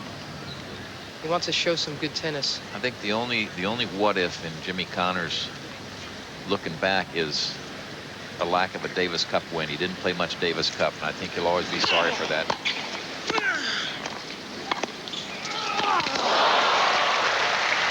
Well, it's just what John tried to do to him a moment ago. 30-15. This is one of those touch things that you do in doubles, getting the ball down low. You're out of position. Keep it low, make him volley up to you. That time McEnroe couldn't get to it. 30-15. That's over in the grandstand.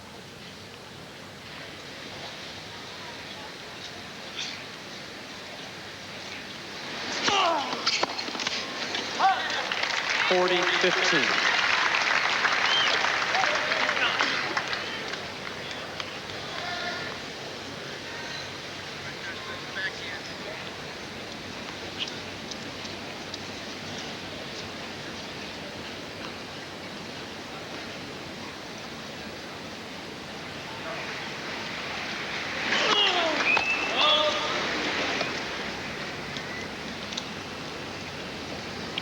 What Billie Jean wants to know about John is, can he laugh? You know, can he still laugh about it and, you know, keep the right? She says, I like working with people who know how to laugh. Helps. Game McEnroe. And that helps. We'll be back at the U.S. Open after this message and a word from your local station. Players are ready.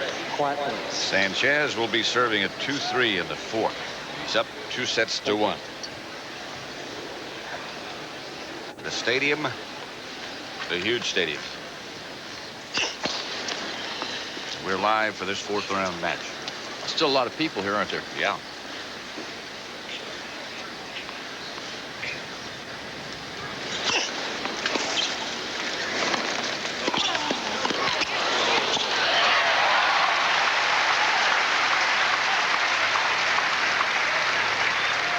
Love 15. You can see how well Sanchez has served the last 2 sets. It explains a lot of his success. McEnroe's been trying and trying to break him, and it hasn't been easy. As you can see, Mac's serve has been up and down.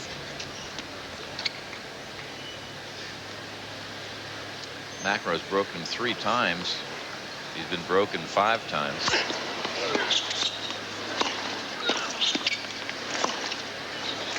Perfect. That also shows a little leg weariness on 15 McEnroe's all. part. Wasn't able to get back as well. It was a good lob, but not much spring in the legs like there was earlier. Right there. See, he tries to leap early. Of course, the ball's going over him quickly. Good shot by the Spaniard. It's been his best, his forehand. That's his 21st winner, more than anywhere else in his game. 30-15. McEnroe, by comparison, has only had 6 forehand winners and none on the backhand side. It's all been happening at net from John. 42 winners from there.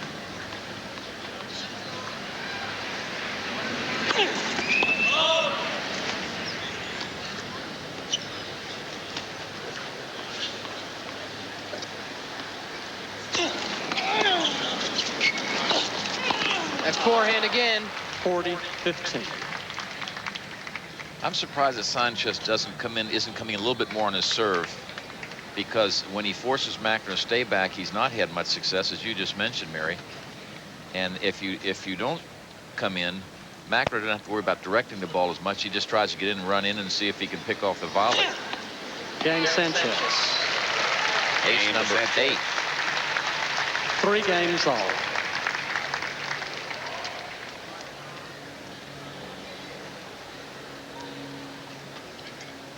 Three all in the 4th. McEnroe won the first set. A tie break. Sanchez came back, won the next 2, and it's 3 all in the 4th.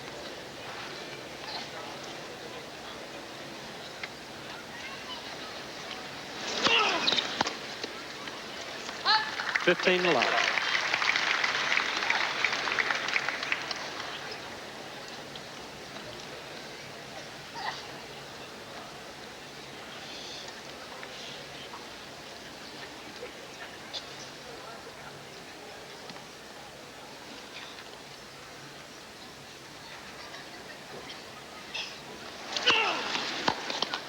$30 love. Serve was 87 miles an hour.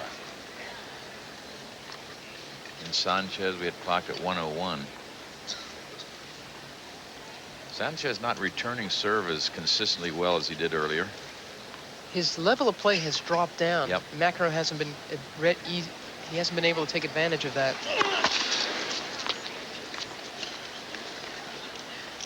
You sense any fatigue in Sanchez?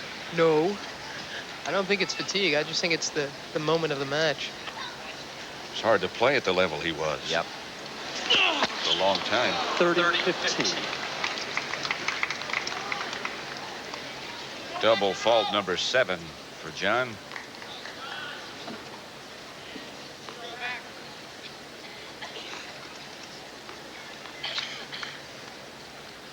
I used to talk to John about before Davis Cup matches. I said, now you're going to argue about the calls, and you're the best player in the world. You're going to serve more doubles, and they're going to miss calls.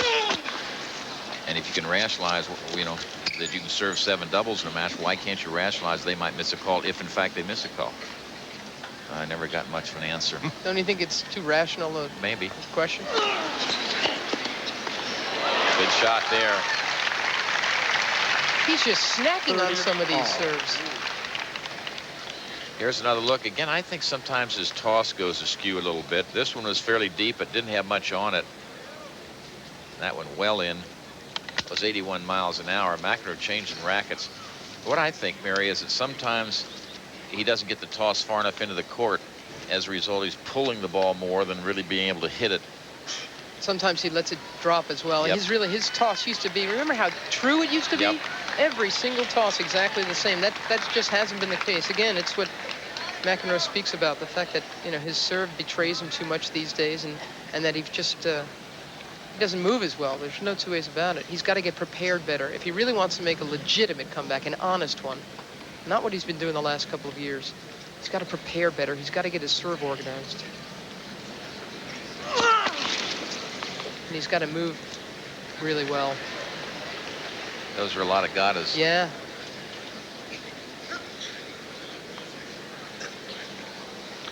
All.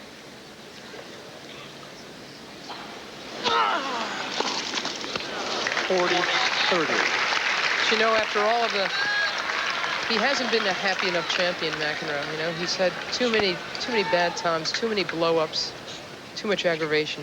He said before this tournament, I may not win the U.S. Open this year, and some people may call that a failure and say, why is he even playing? But he said a lot of it is just to go out, to let go of all that stuff, to get this nuttiness or whatever it is inside, to get it out. He holds. McEnroe. McEnroe leads 4-3 in the fourth set. McEnroe leads 4-3. Sanchez serving at 3-4. Fourth set. He's up 2-1.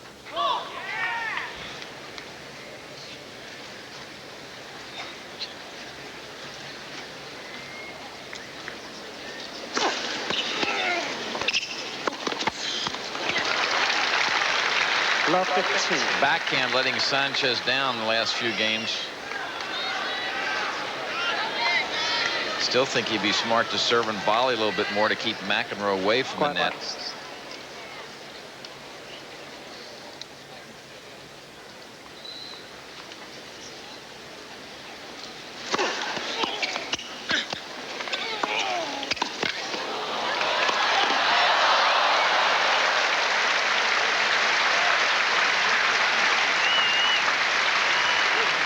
Outstanding. It's a good point, and you see Sanchez is really close to the net after this one right here. Look how close he is. And McEnroe hit it real hard. It happened to go right at him. He just responded with a little backhand volley right here, just protection.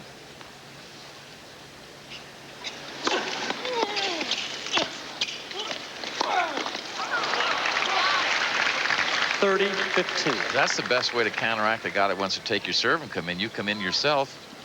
And again, Mary mentioned the percentages. He's not hurting you off the ground at all, McEnroe. So force him to have to make passing shots. It's 30-15.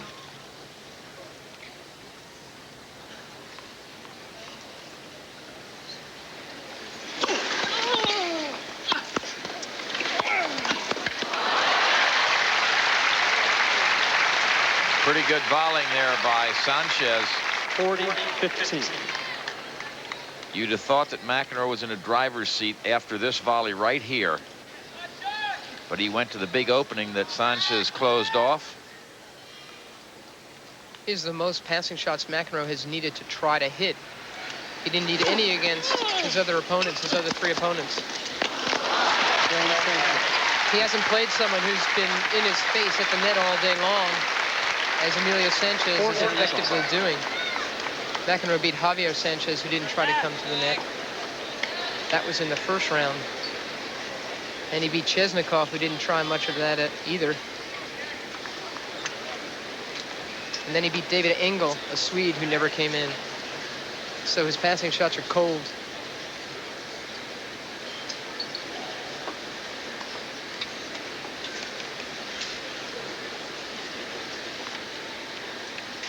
So you got to be careful here. Lightning can strike very quickly. 4 on the fourth.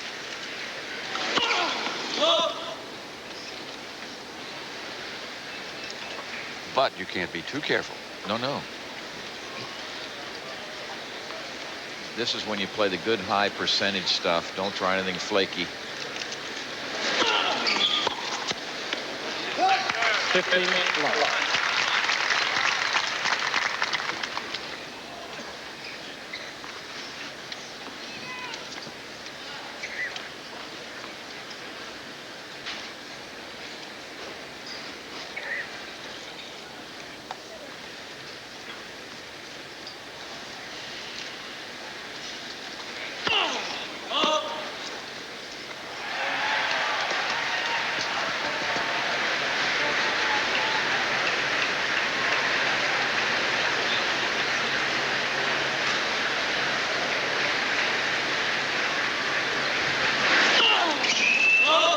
15 all.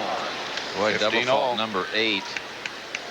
Over in the grandstand, Wheaton has won 6-4 in the 4th. Not a lot of people were watching that win, but there were a lot of Wheatons there. His father, Bruce, his mother, Mary Jane, his brothers, Mark and John, Marnie, his sister. That's a nice big win for David Wheaton. You bet. He plays the winner of this one. Quarterfinals of the U.S. Open.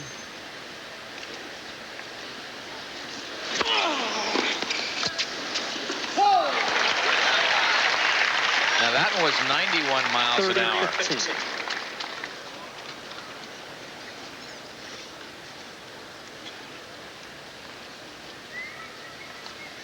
So that's the way the draw looks. Wheaton advances. He'll play the winner of this match. Lendl is already there.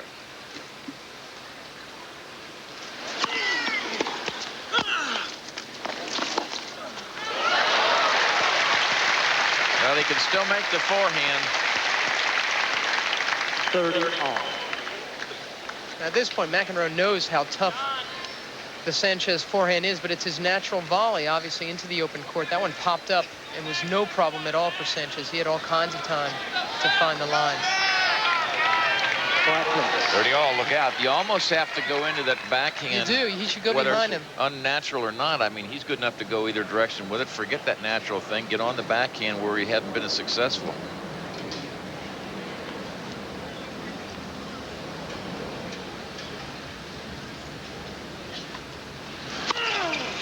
Or really start crisping up those first volleys. They looked a lot better in set 1. Yep. Tough second serve coming here at 30 all. He's already served a double in this game.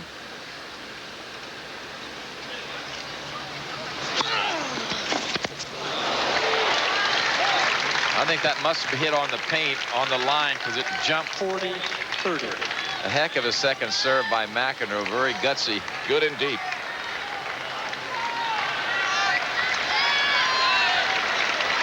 Approaching 3.5 hours in this match. Advantage McEnroe. 40-30. Fans trying to feed him, trying to nourish him. Thank you. Flat place. Flat place.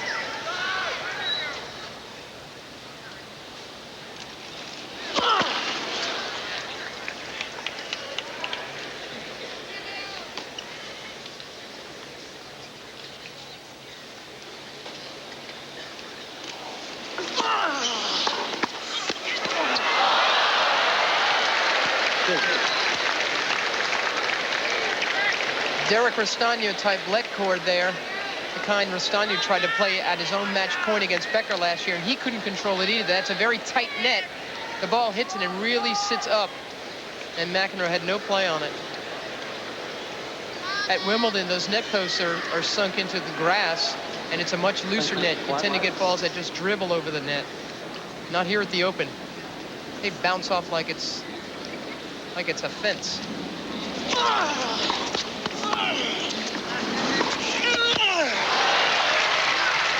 Sanchez measured those two backhands better, and he has a huge break point right here. The return of serve was done carefully, and then he really set up nicely for that winning backhand. So it's break point for Emilio Sanchez. He would be serving for the match if he gets this one. McEnroe wisely taking a little extra time. 25 seconds the players have to between points.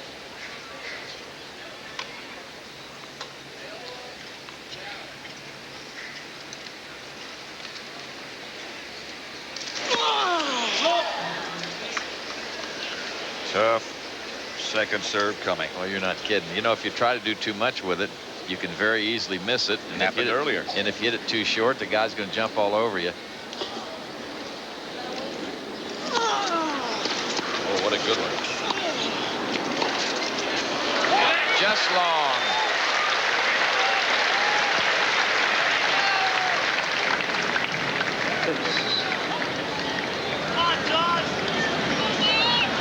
Two very, very deep, good second serves by McEnroe under pressure, break point. But can you keep doing that?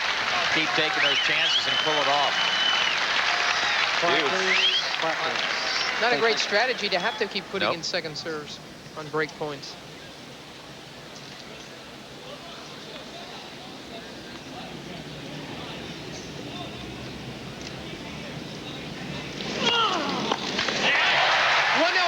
That one.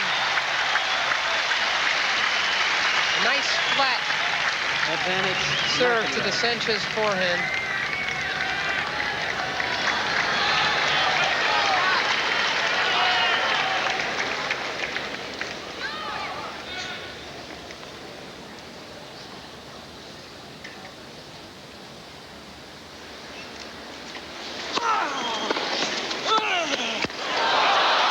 That's out.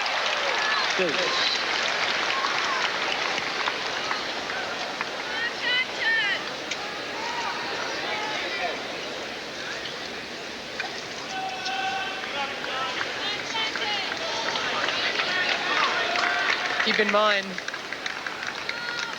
Sanchez has broken McEnroe 5 times. Every time he's had a chance to break him, he has.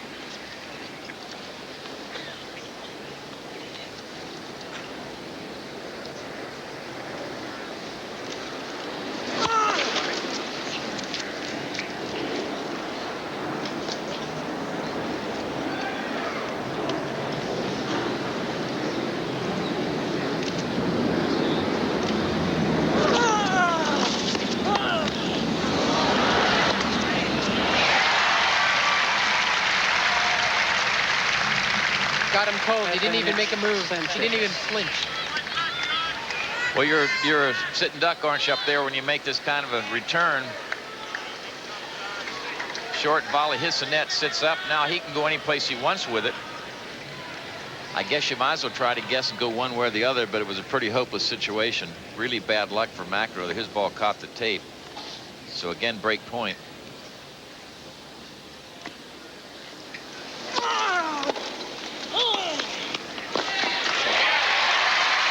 Good first serve. Back at deuce again. Will Chamberlain looking on.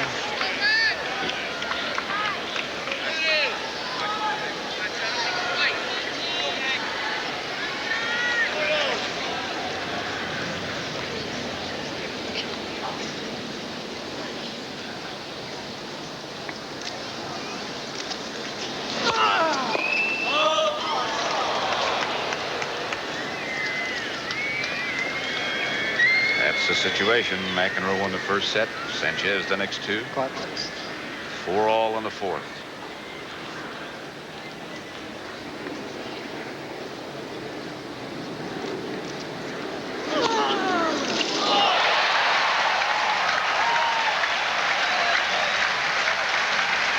Another one of those marvelous second serves that fools Sanchez. Watch Sanchez move to his left, trying to step around to hit a forehand.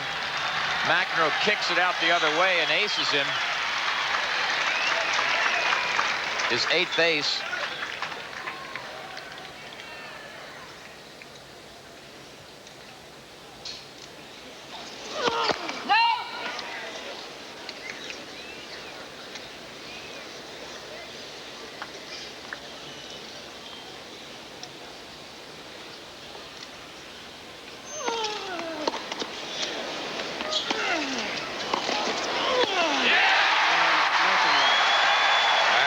Finally holds, and he leads 5-4 in the fourth set.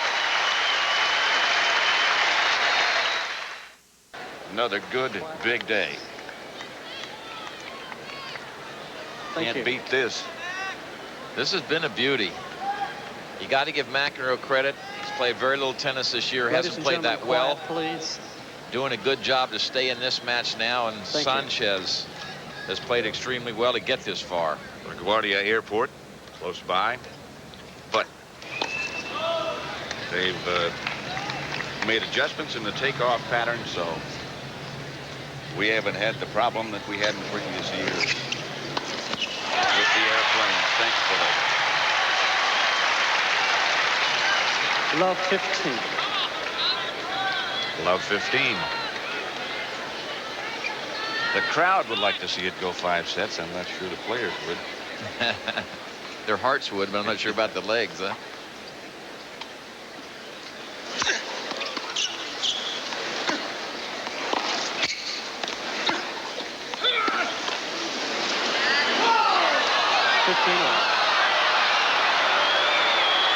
You know McEnroe wants it to go 5 because otherwise he has no chance to win. He's gone otherwise. Right.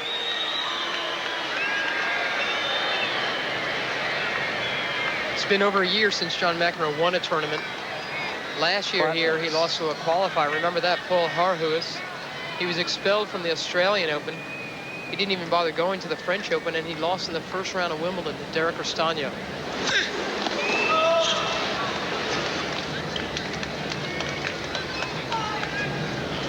This would be his best effort all year.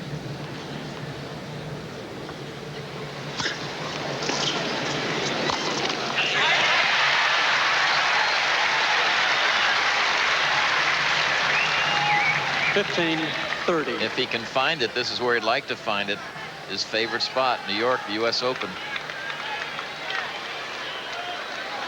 2 points away from taking this to a 5th set. 15-30.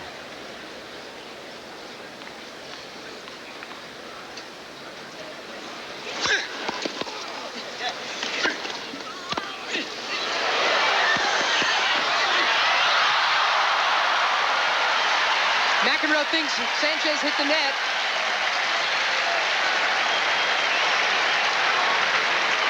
Daniel Lecanto, I don't think he agrees with it. Let's take another look and see what happened. Sanchez guessed this. We know that. Now let's see what happens. He's all right. Yeah, he was all right. He catches it on the frame. Pretty close. Close to what? Close to touching the net. Oh, yeah, but he didn't. Quiet, please. Now, once you got to make contact with the ball on your side of the net, but you can follow through beyond the plane of the net. Thank you. Quiet, please. If the ball hits in your side of the court with wind and or spin, it bounces back into the other over the net. You can reach over as long as you don't touch the net. Boy, oh boy, that's something.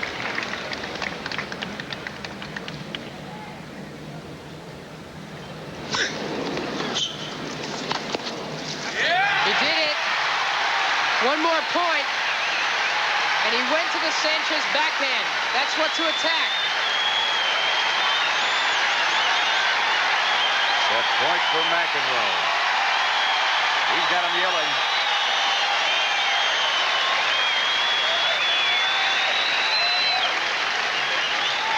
(30-40). He'll have them on their feet if he wins this set.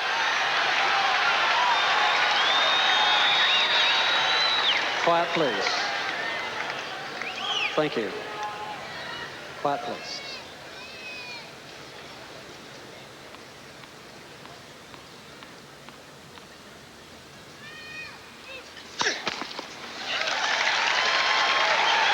Quiet, please. Thank you. Now, you got to know that John's going to come to the net if he possibly can. Does Emilio come in behind the second serve?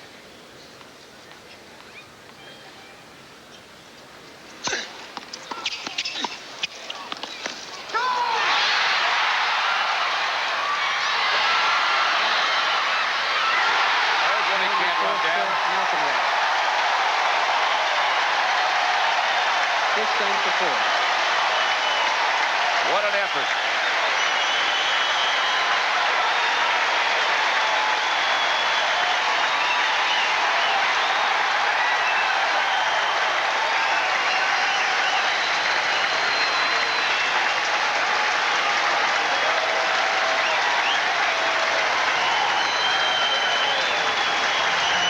Here's another look. McEnroe screamed out right there. When you saw McEnroe raise his fist, he hollered, yeah.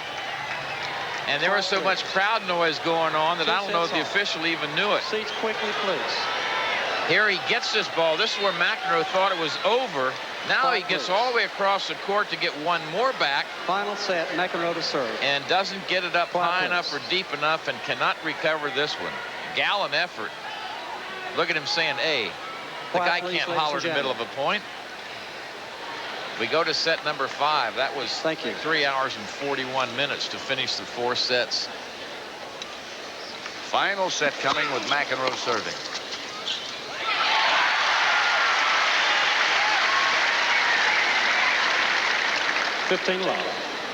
John McEnroe is 9-1 in 5-set matches at the U.S. Open.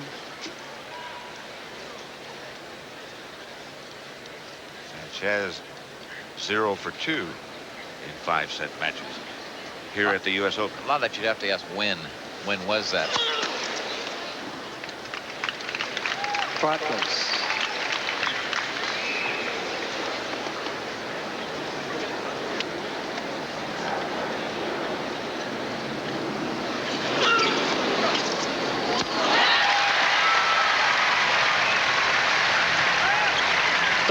Love.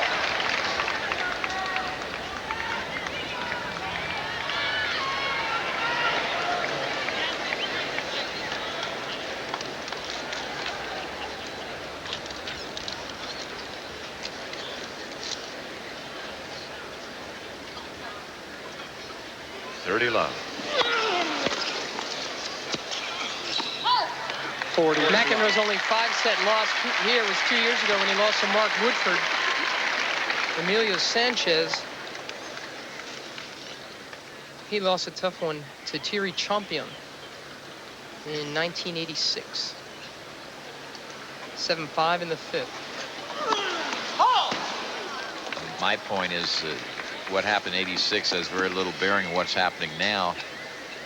He won a tough one, Sanchez, over Todd Witzkin in 5 sets. He's had a lot of 5-setters at the French, boy. Game McEnroe. Game to McEnroe. Ball change. He leads 1 game to love in the final set. First game, final set. McEnroe up 1 game to love. Quiet, please. In the final set. And we will stay with this match until its conclusion. If it does run indeed past Quiet, our please. scheduled time at the top of the hour, which will be 6 o'clock here in the East, we'll stay. You know, Thank you, ladies and gentlemen. to get to Players are this ready. round, Quiet, please. Sanchez won a 5-set match over Fabrice Santoro of France, 7-5 in the 5th. He won the first 2 sets, lost the next 2, so it's back-to-back 5-setters for him.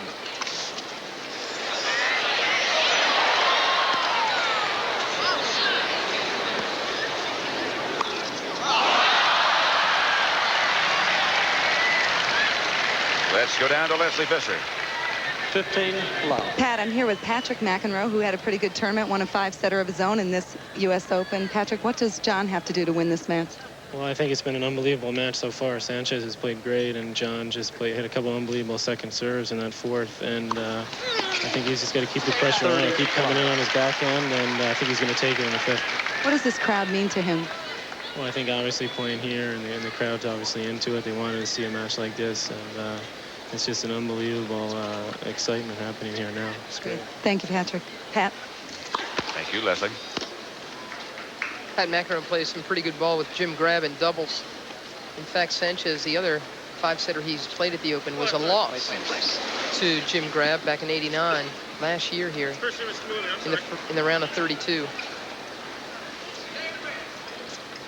Patrick McEnroe and Jim Grab won the French Open doubles. I was so tickled to see '89 that was. Kay McEnroe show up for the finals there, because they've been all over John, and they love Patrick as much. Oh boy. And Mark, the middle brother. 40 love.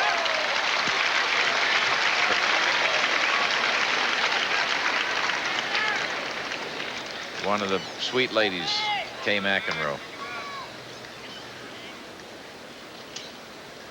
Boy, oh boy, you think of the excitement, the nervousness, the tension that they've been through watching their kids play tennis. And they've been all over the world. They've been with them for Davis Cup and Grand Slam events. Sanchez. Everybody said tougher to watch than it is 1 to game play. all. I always relate it to being in the back seat of a car. You hope that the driver sees the same thing you do and going to react okay. You can't do anything about it. You got to just sit there and hope. 1-all in the 5th. What a match. I think for both players' sake, they're fortunate that it hasn't been a searing sun. It's been overcast a good bit of the day, though it's humid. It's been a little easier on them.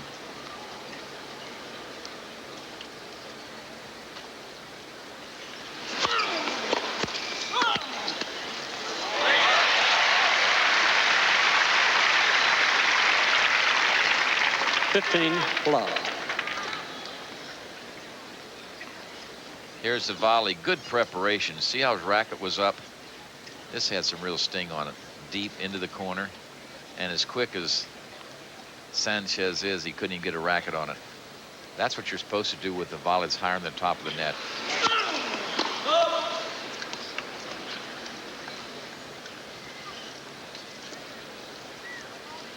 Martina Navratilova is supposed to play on this court next against Manuela Maleva. I know she's a big fan of McEnroe's, but she won the doubles here with Emilio, the mixed doubles a couple of years ago. Still, I think she's pulling for the vet. 30 love. Early today, it seems like 3 days ago. Yvonne Lindell advanced. Wheaton advanced. That hasn't been that long ago. Mary Jo Fernandez. Sabatini. That was earlier. 40 love. 40 love. Little bounces come out of the step of Sanchez. He sort of stood flat-footed trying to return that last one. That's maybe why they've been out there 3 hours and 51 minutes.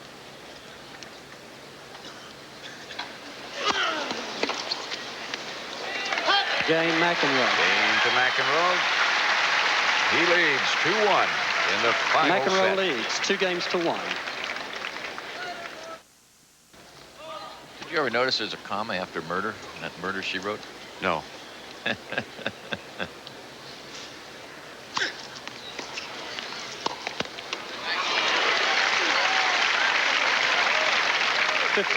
love. 2-1 McEnroe. This has been a lot longer than 60 minutes. This match is almost 4 hours old, and John McEnroe has been involved in 2 of the longest matches ever played. Against Mats Wilander in Davis Cup, which he won. That was over 6 hours. And a 6-hour match in Davis Cup against Boris Becker of Germany, which he lost. 30 love. I don't know how long they were, but he played a couple of long matches in Buenos Aires and Davis Cup against Vilas and Cleric when I was a captain. Just tremendous efforts. He lost both of them, as I recall, but boy, they were tough battles, long and against dirty. Cleric and Vilas. Yeah. Did I? Yeah, that's right.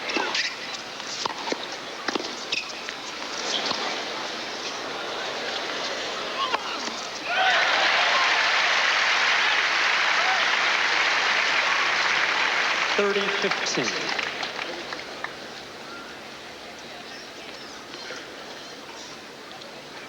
Both these fellas are going to sleep well tonight. The massage and the hot tub are going to feel awfully good. Tough work. Sanchez is 25 years of age, but McEnroe is 31. Well, there won't be much boogieing tonight, I don't think.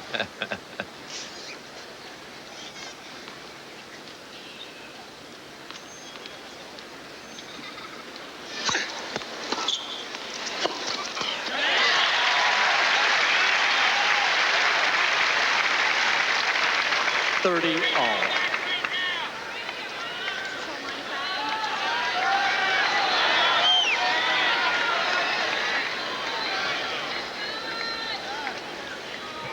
$30-all.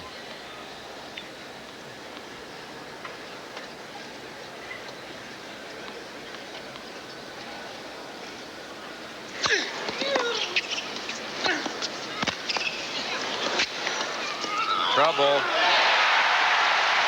Dangerous shot.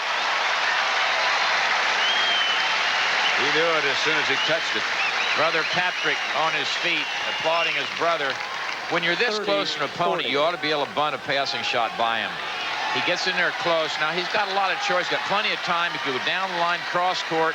And if this one isn't just right, you're out of it. And that's what happened. Suspect choice of shots that time by Sanchez. That may seem harsh, but I think that's fact. Great point.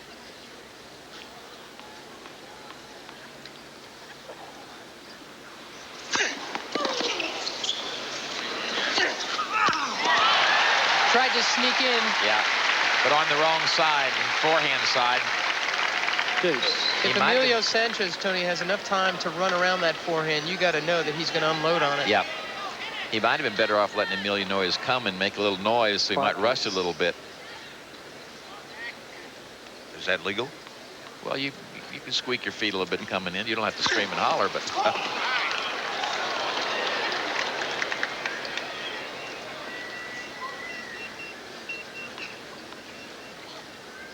The old Tony Trabert squeak play. Yeah, sometimes you sort of tippy-toe in quietly. Other times you come in like a herd of elephants. Just over the baseline. Advantage Sanchez. Make no mistake about it, Sanchez is not as fresh as he was earlier in the day. Who could be? He is feeling a little bit. He's not covering court quite as well. You're not either. No, you're right.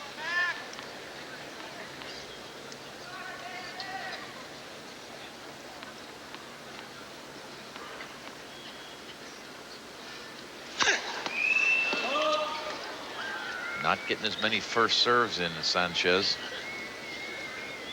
That was 89 miles per hour. 66% now. Game Sanchez. 2-2 in the final set now. He's trying so hard to take that Sanchez serve right on the top of its bounce. Rush it and charge in. And he's just miscuing some of them. But I think it is the right play. Yeah, it's worth a try. You're not going to make them all. Trying to force it, trying to pressure Sanchez. Yeah, you tell it's a bit of a suicide play in a way. You get caught inside the court. If you make a good shot, you got a chance. If you don't, you're probably going to get past. But his percentages overall, has it worked well for you? And it's really been the main thing that's worked for McEnroe throughout this match. Thank you.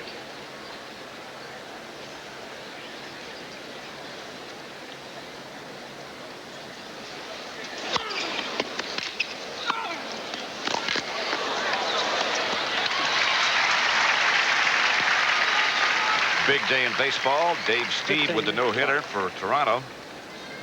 Mets beat San Francisco again. Pittsburgh over Houston. Dodgers beat Montreal. And Cincinnati beat the Cubs again. San Diego 9, Philadelphia 1. All those are finals. 5-0 the Braves over the Cardinals. McEnroe serving. 15 love. Well, they're 2 sets apiece, 2 all in the 5th. They've been out there just on 4 hours. They've each won 146 points. I'd say it's a fairly even match. Amazing.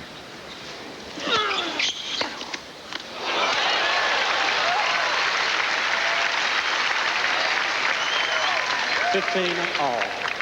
Mary, what surprised me a bit, there you see right on 4 hours, is that Sanchez has been able to get around to hit forehands on that left-hander serve. I would think that John could sweep it and get it over on the backhand side whenever he wants to. He just did it there on the ad court.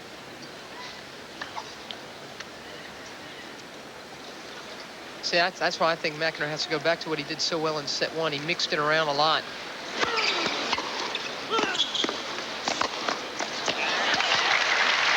Sanchez so knows that McEnroe is going for that serve that he's taking it on the forehand side. That should be telling John something. But he's not lining up, standing up so far to the left. He's sliding that way. What I'm saying is I would think you could still slip it to the backhand side, swing Get it over there. Yeah, hook it into that backhand, make him hit backhands on instead of forehands. There you go. 106 miles an hour, his 9th ace. And he shot it up that forehand side. That's what makes the slice so effective. It's such a contradictory serve to go here, flat to the forehand, when you've been sending him to the backhand side. Sanchez didn't even move, did he? No. So you know he was frozen. He was looking for it to come to the other side. Game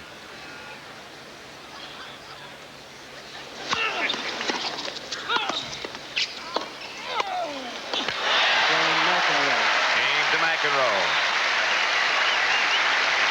He leads 3 in the final set. McEnroe leads 3-2.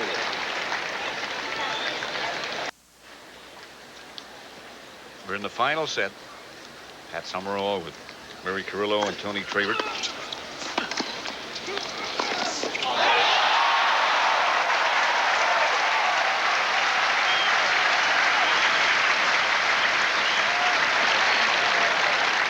You wonder how a guy can make a shot like this. So watch his racket preparation. On the dead run, racket's now back. And with a little flick of the wrist to get the racket out in front of the ball, he gets it back cross court. If he doesn't have that racket ready, he's got no hope. What a time to hit only his 7th backcourt winner of the day. Well, third missed it. This is when it's tough to have to stand that baseline and make all the passing shots. The pressure's on. I will be surprised if Sanchez doesn't serve and volley here to keep McEnroe away from the net. You know, extra pressure on Sanchez now because McEnroe's only lost 1 point on his serve in this set. A little bit more extra pressure now. Yep. Love 30. McEnroe will look at his second serve.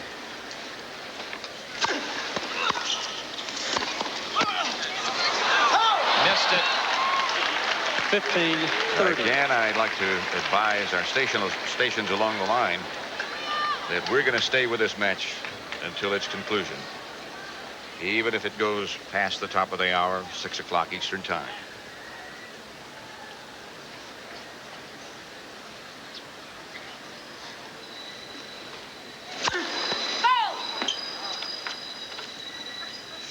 .30.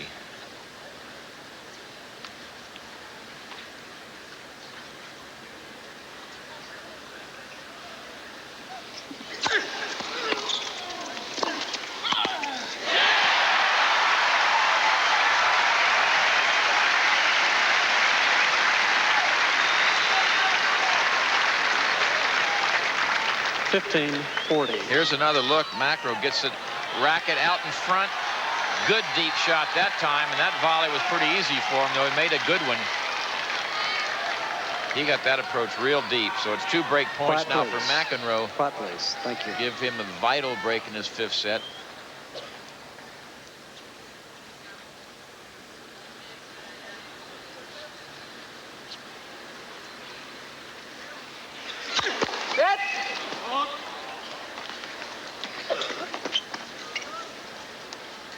Second serve now, so again, McEnroe probably trying to get in.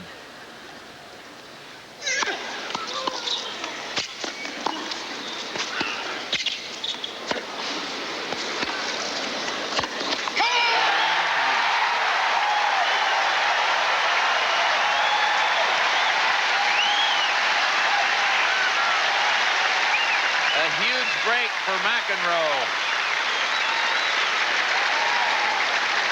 McEnroe leads 4-2. McEnroe trying to get in. And he finally gets in, puts the pressure on, and forces a netted backhand.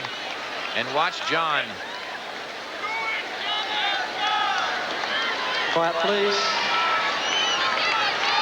Tatum McEnroe. Ready for play. Quiet, please. She's never seen him win a Grand Slam title. Jennifer Capriati is watching on. Isn't she amazing? She just takes it all in. She just loves it. Everything is neat.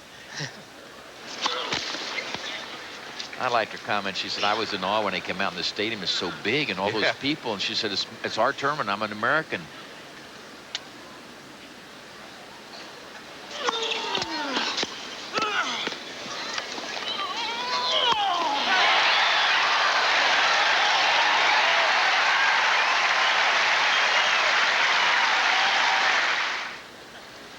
Supposed to be today.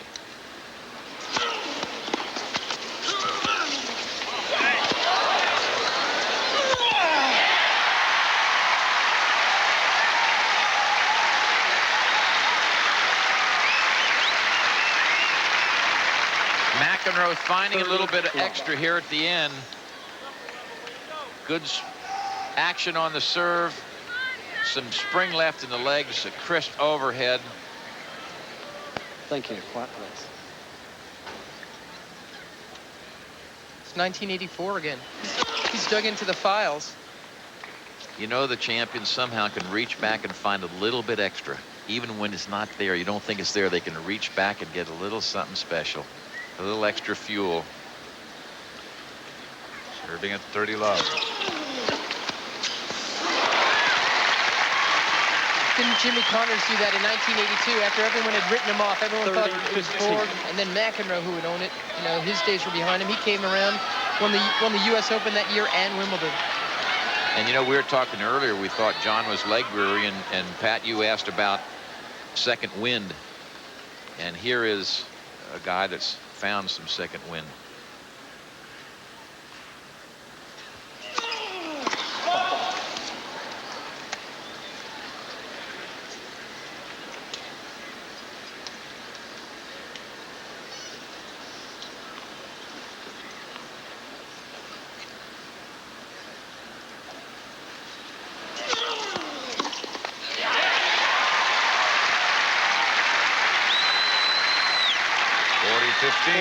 We mentioned that in the first round, McEnroe beat Javier Sanchez, Emilio's brother. If he does win this, he'll be the first guy to defeat brothers in the U.S. Open since 1979, when Jimmy Connors defeated Anand Amritraj in the first round and brother Vijay in the second round.